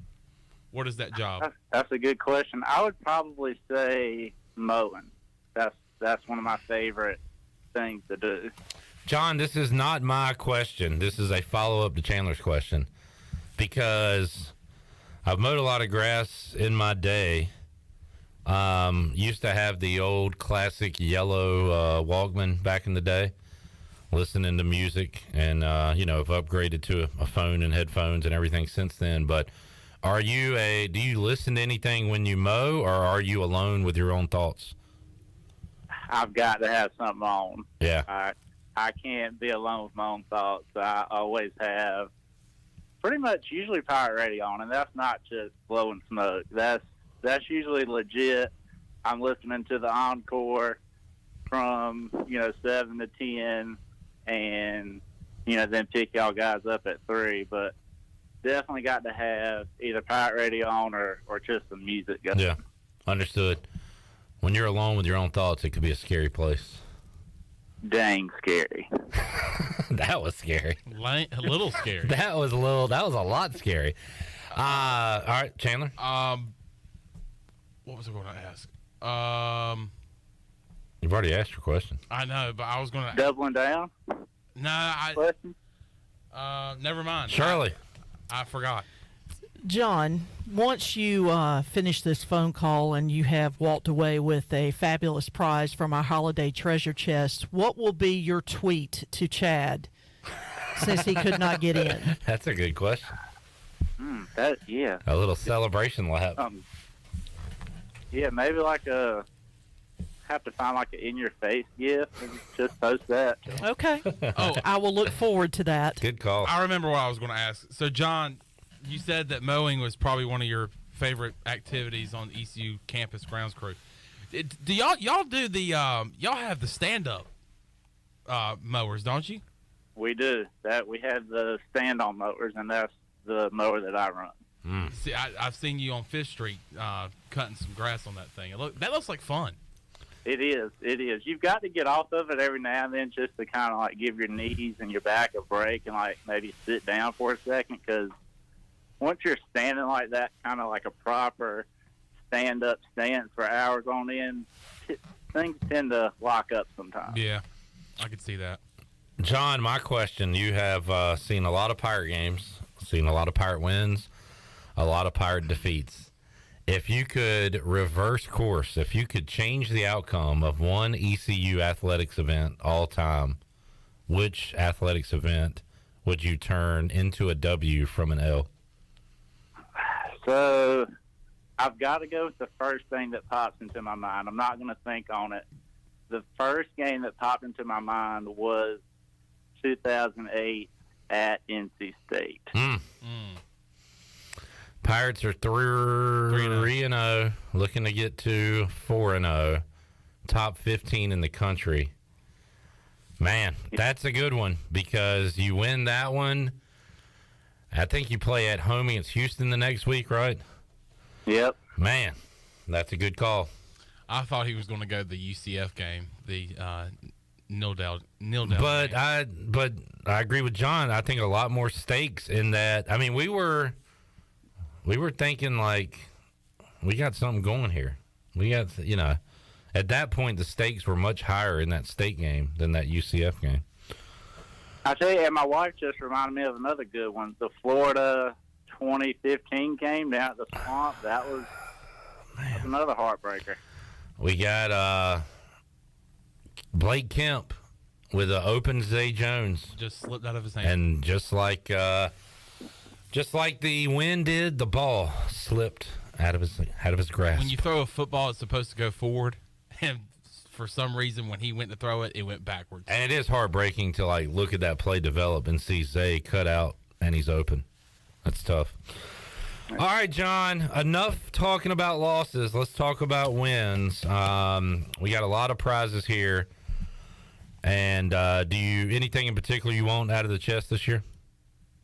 I would say the Jersey Mike gift card would be pretty good. Everybody likes Jersey Mike's. So John is going for Jersey Mike. Shirley, you will be picking out his prize right now.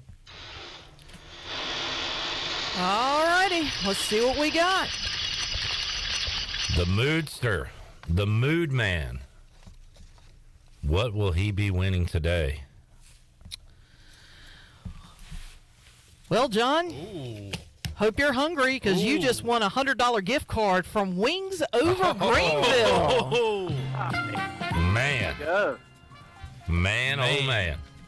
Awesome. Thank y'all so much. You can hit that up for like, you could ride the mower right over there. You can. I could walk there. Yeah, it's right there at it, man. You can buy your work crew some food or just keep it for yourself. Yeah, probably just. All right, fair enough. If any of the work guys are listening, probably just going to be me. John, thanks for all your support, all your funny comments over the years, and for tuning in to Pirate Radio. Appreciate y'all so much.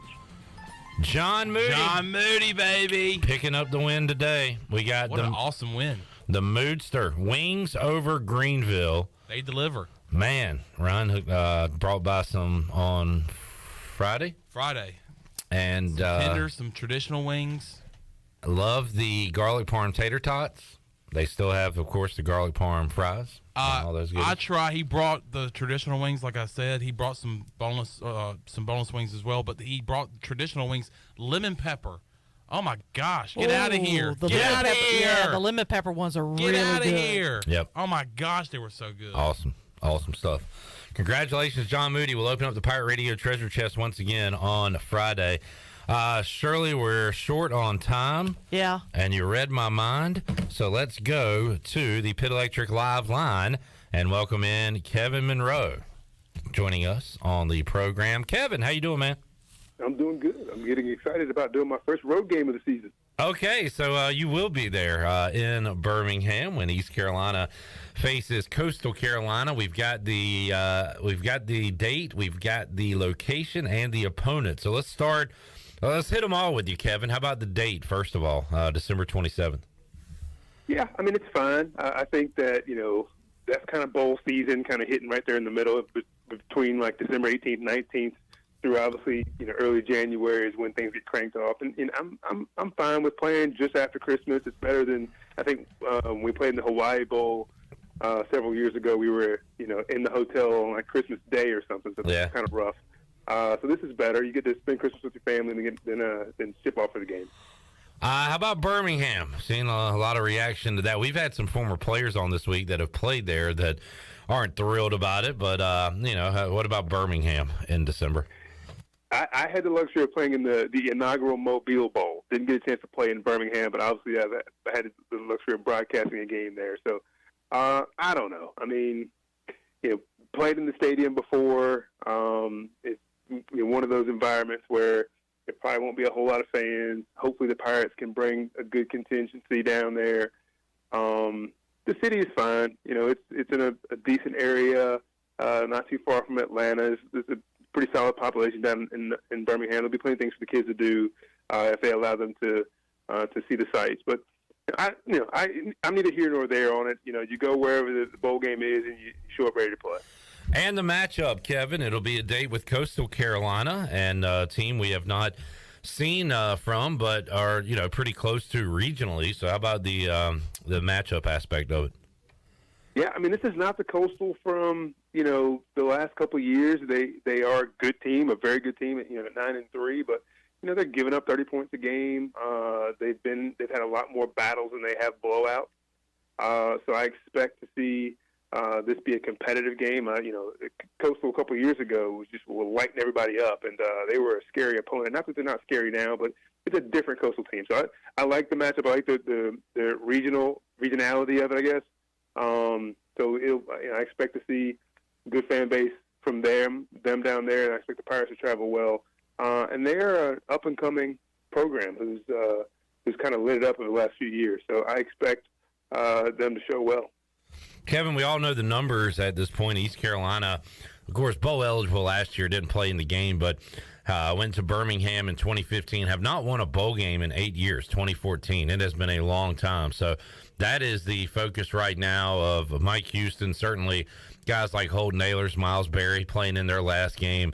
I think they're going to take this one pretty serious and go out and try to win this thing. For some, it's a exhibition. I think a lot of people on this Pirate team are going to treat this as a big game. What do you think?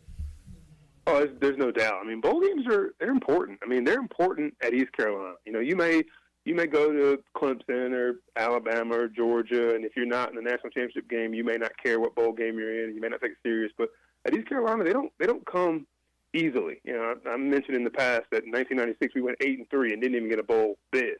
So to get our bowls and have a chance to go and play and win, it's an important thing. And we've lost our share of them over the years. And so we're certainly going to take it serious. And we've now had back-to-back winning seasons, which we haven't had in a while. And so every win, every time you can tally another W on what's happened in the previous games, I think it's a big deal. So I fully expect them to take it serious. Bowl season, Kevin, coincides with coaching carousel season, now with transfer portal season. So we're keeping an eye on all those things simultaneously as we head into this thing. As Chadwell at Coastal heading off to Liberty, we'll have to see if Coastal's quarterback Grayson McCall plays. On the ECU side, Avery Jones has entered the portal, so East Carolina will be breaking in a new center on December 27th, and a few other guys have entered the transfer portal as well. So just a lot to keep up with kind of outside of the lines to try to determine what's going to happen inside the lines when they play the game.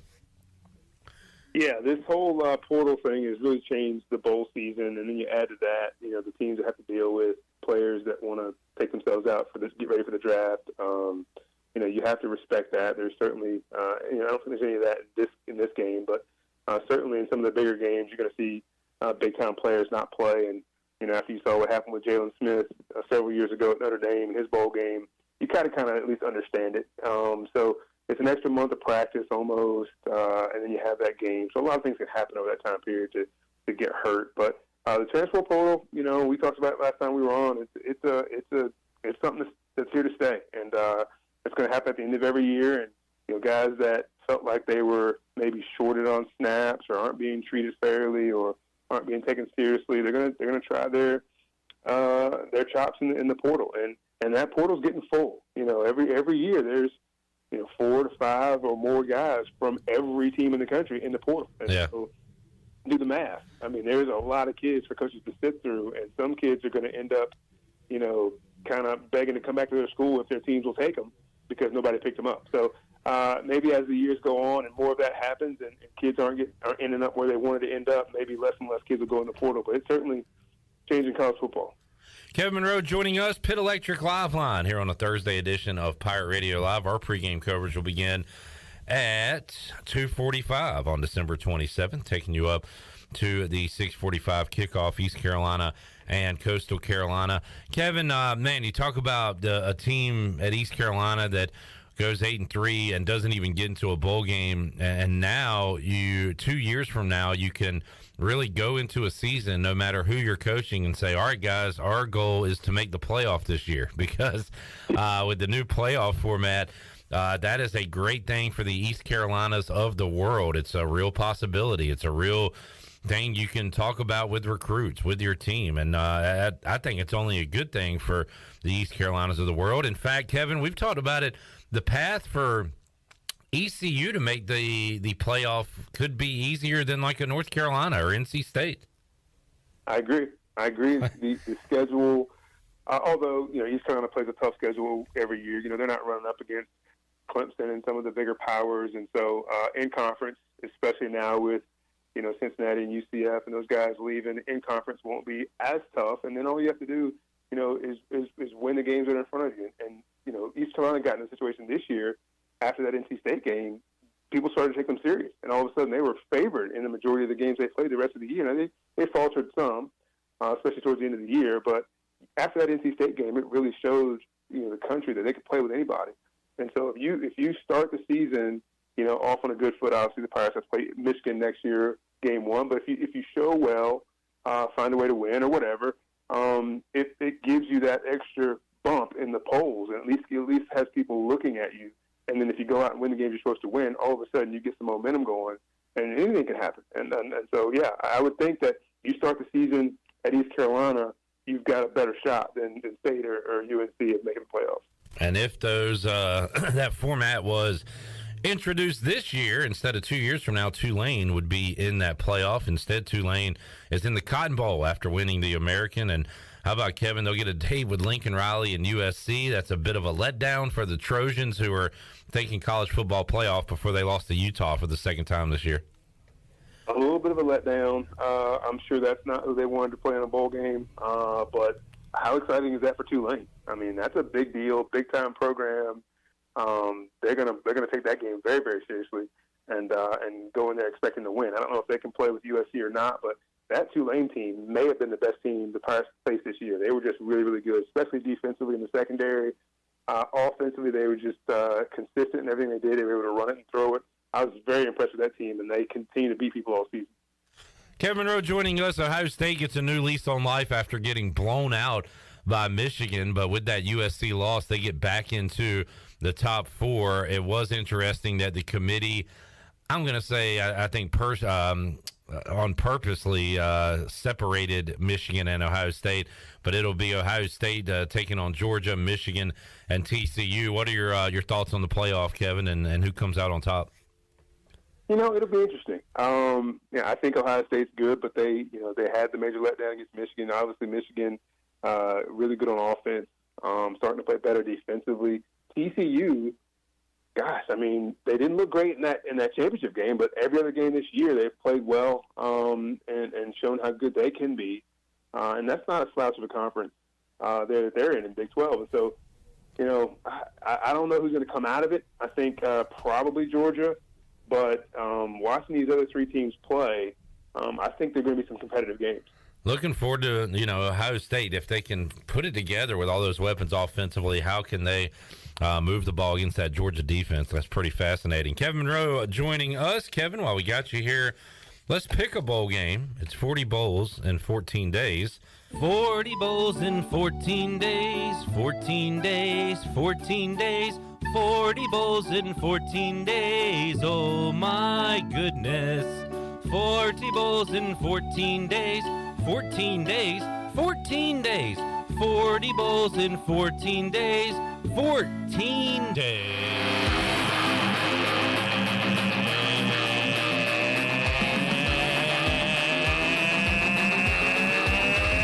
Rock! 40 bowls, 14 days. 40 bowls, 14 days, 40 bowls, 14 days, 40 bowls, 14 days. 14 days.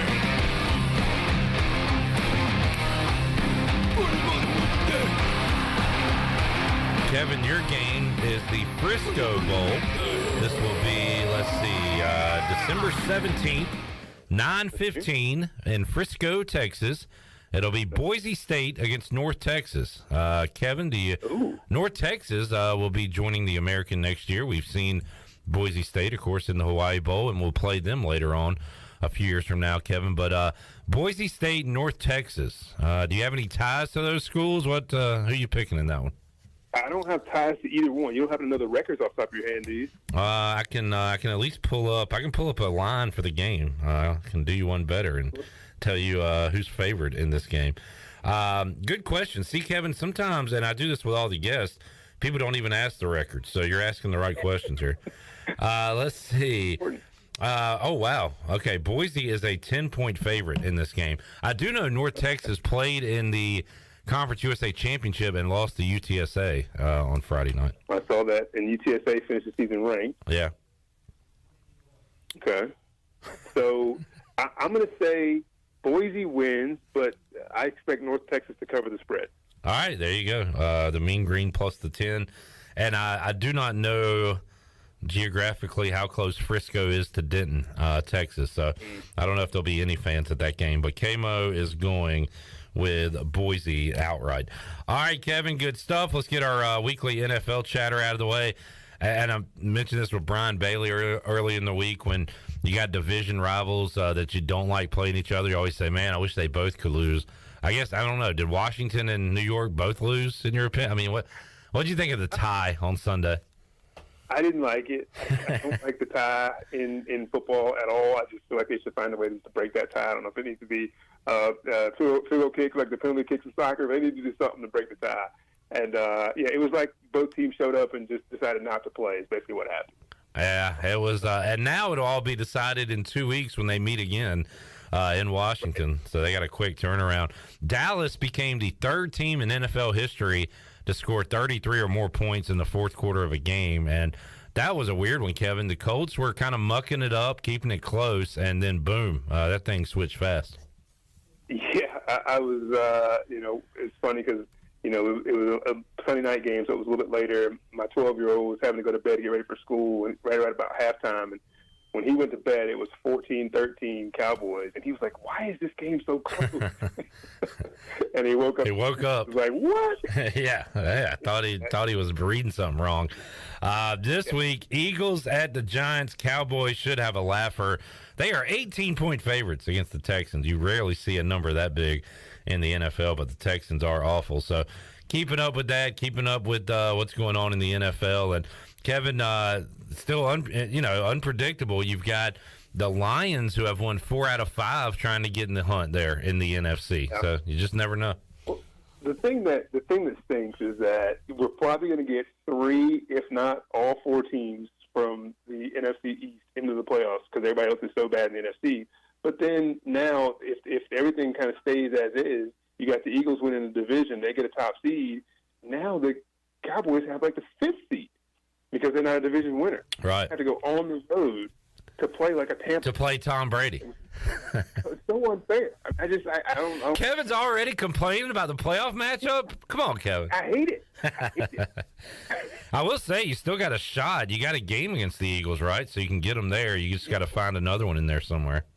Yeah, that's exactly right. We just it's a game difference, so we don't exactly control our own destiny, but we can beat them at home and see what happens from there. Yeah. Kevin, always enjoyed the chat, man. We'll talk to you later on this month and get ready for East Carolina, Coastal Carolina. Have a great rest of your day, weekend, and we'll talk to you soon, man. All right, Cliff. Appreciate it. Kevin Monroe joining us, Pit Electric Live Line. Always enjoyed talking to the former Pirate and color analyst on the Pirate Sports Network. We have the answer to Shirley's question to John Moody. What GIF was he going to go with? It is a GIF of Stone Cold Steve Austin talking into a microphone. And it says, I got a little Christmas present for you myself. And that is John's victory lap to Chad Moore on social media. Chad is our lovable loser come treasure chest time. Can never get in for a win. How about John Moody? It tells you how hard it is to get in. John has been listening literally since he was a child. I'm sure calling in many of those years for the treasure chest. He's won twice. He says he's only got it to ring twice. So even if you're one of the 12 that Shirley answers and says, or one of the 11 that says, Pirate Radio, your caller number fill in the blank, that's kind of an honor in itself because a lot of people don't even get rings. They're like the Carolina Panthers, no rings. That was a pretty good one. You know what, Shirley? That was so good. I like... that was awesome. That was so good. I like that was a very quiet rim shot. I think you should start judging the jokes on the volume of the rim shot because that did not deserve a big one. No. I think that was a perfect little rim shot there. Okay. Do it again.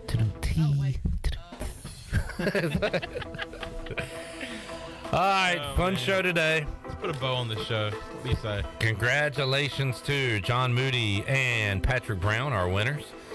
In the treasure chest, joining Robert Matthews, Susan Deans, and Kevin Ainge. We'll open it back up on Friday's edition of Pirate Radio Live. Thanks for tuning in today. For the great Shirley Rhodes and the incomparable Chandler Honeycutt, I am Clip Rock. We'll see you tomorrow on PRL. Thanks for listening to Pirate Radio Live, an exclusive presentation of the voice of the Pirate Nation. This is Pirate Radio, WGHB Farmville, 1250 at 90.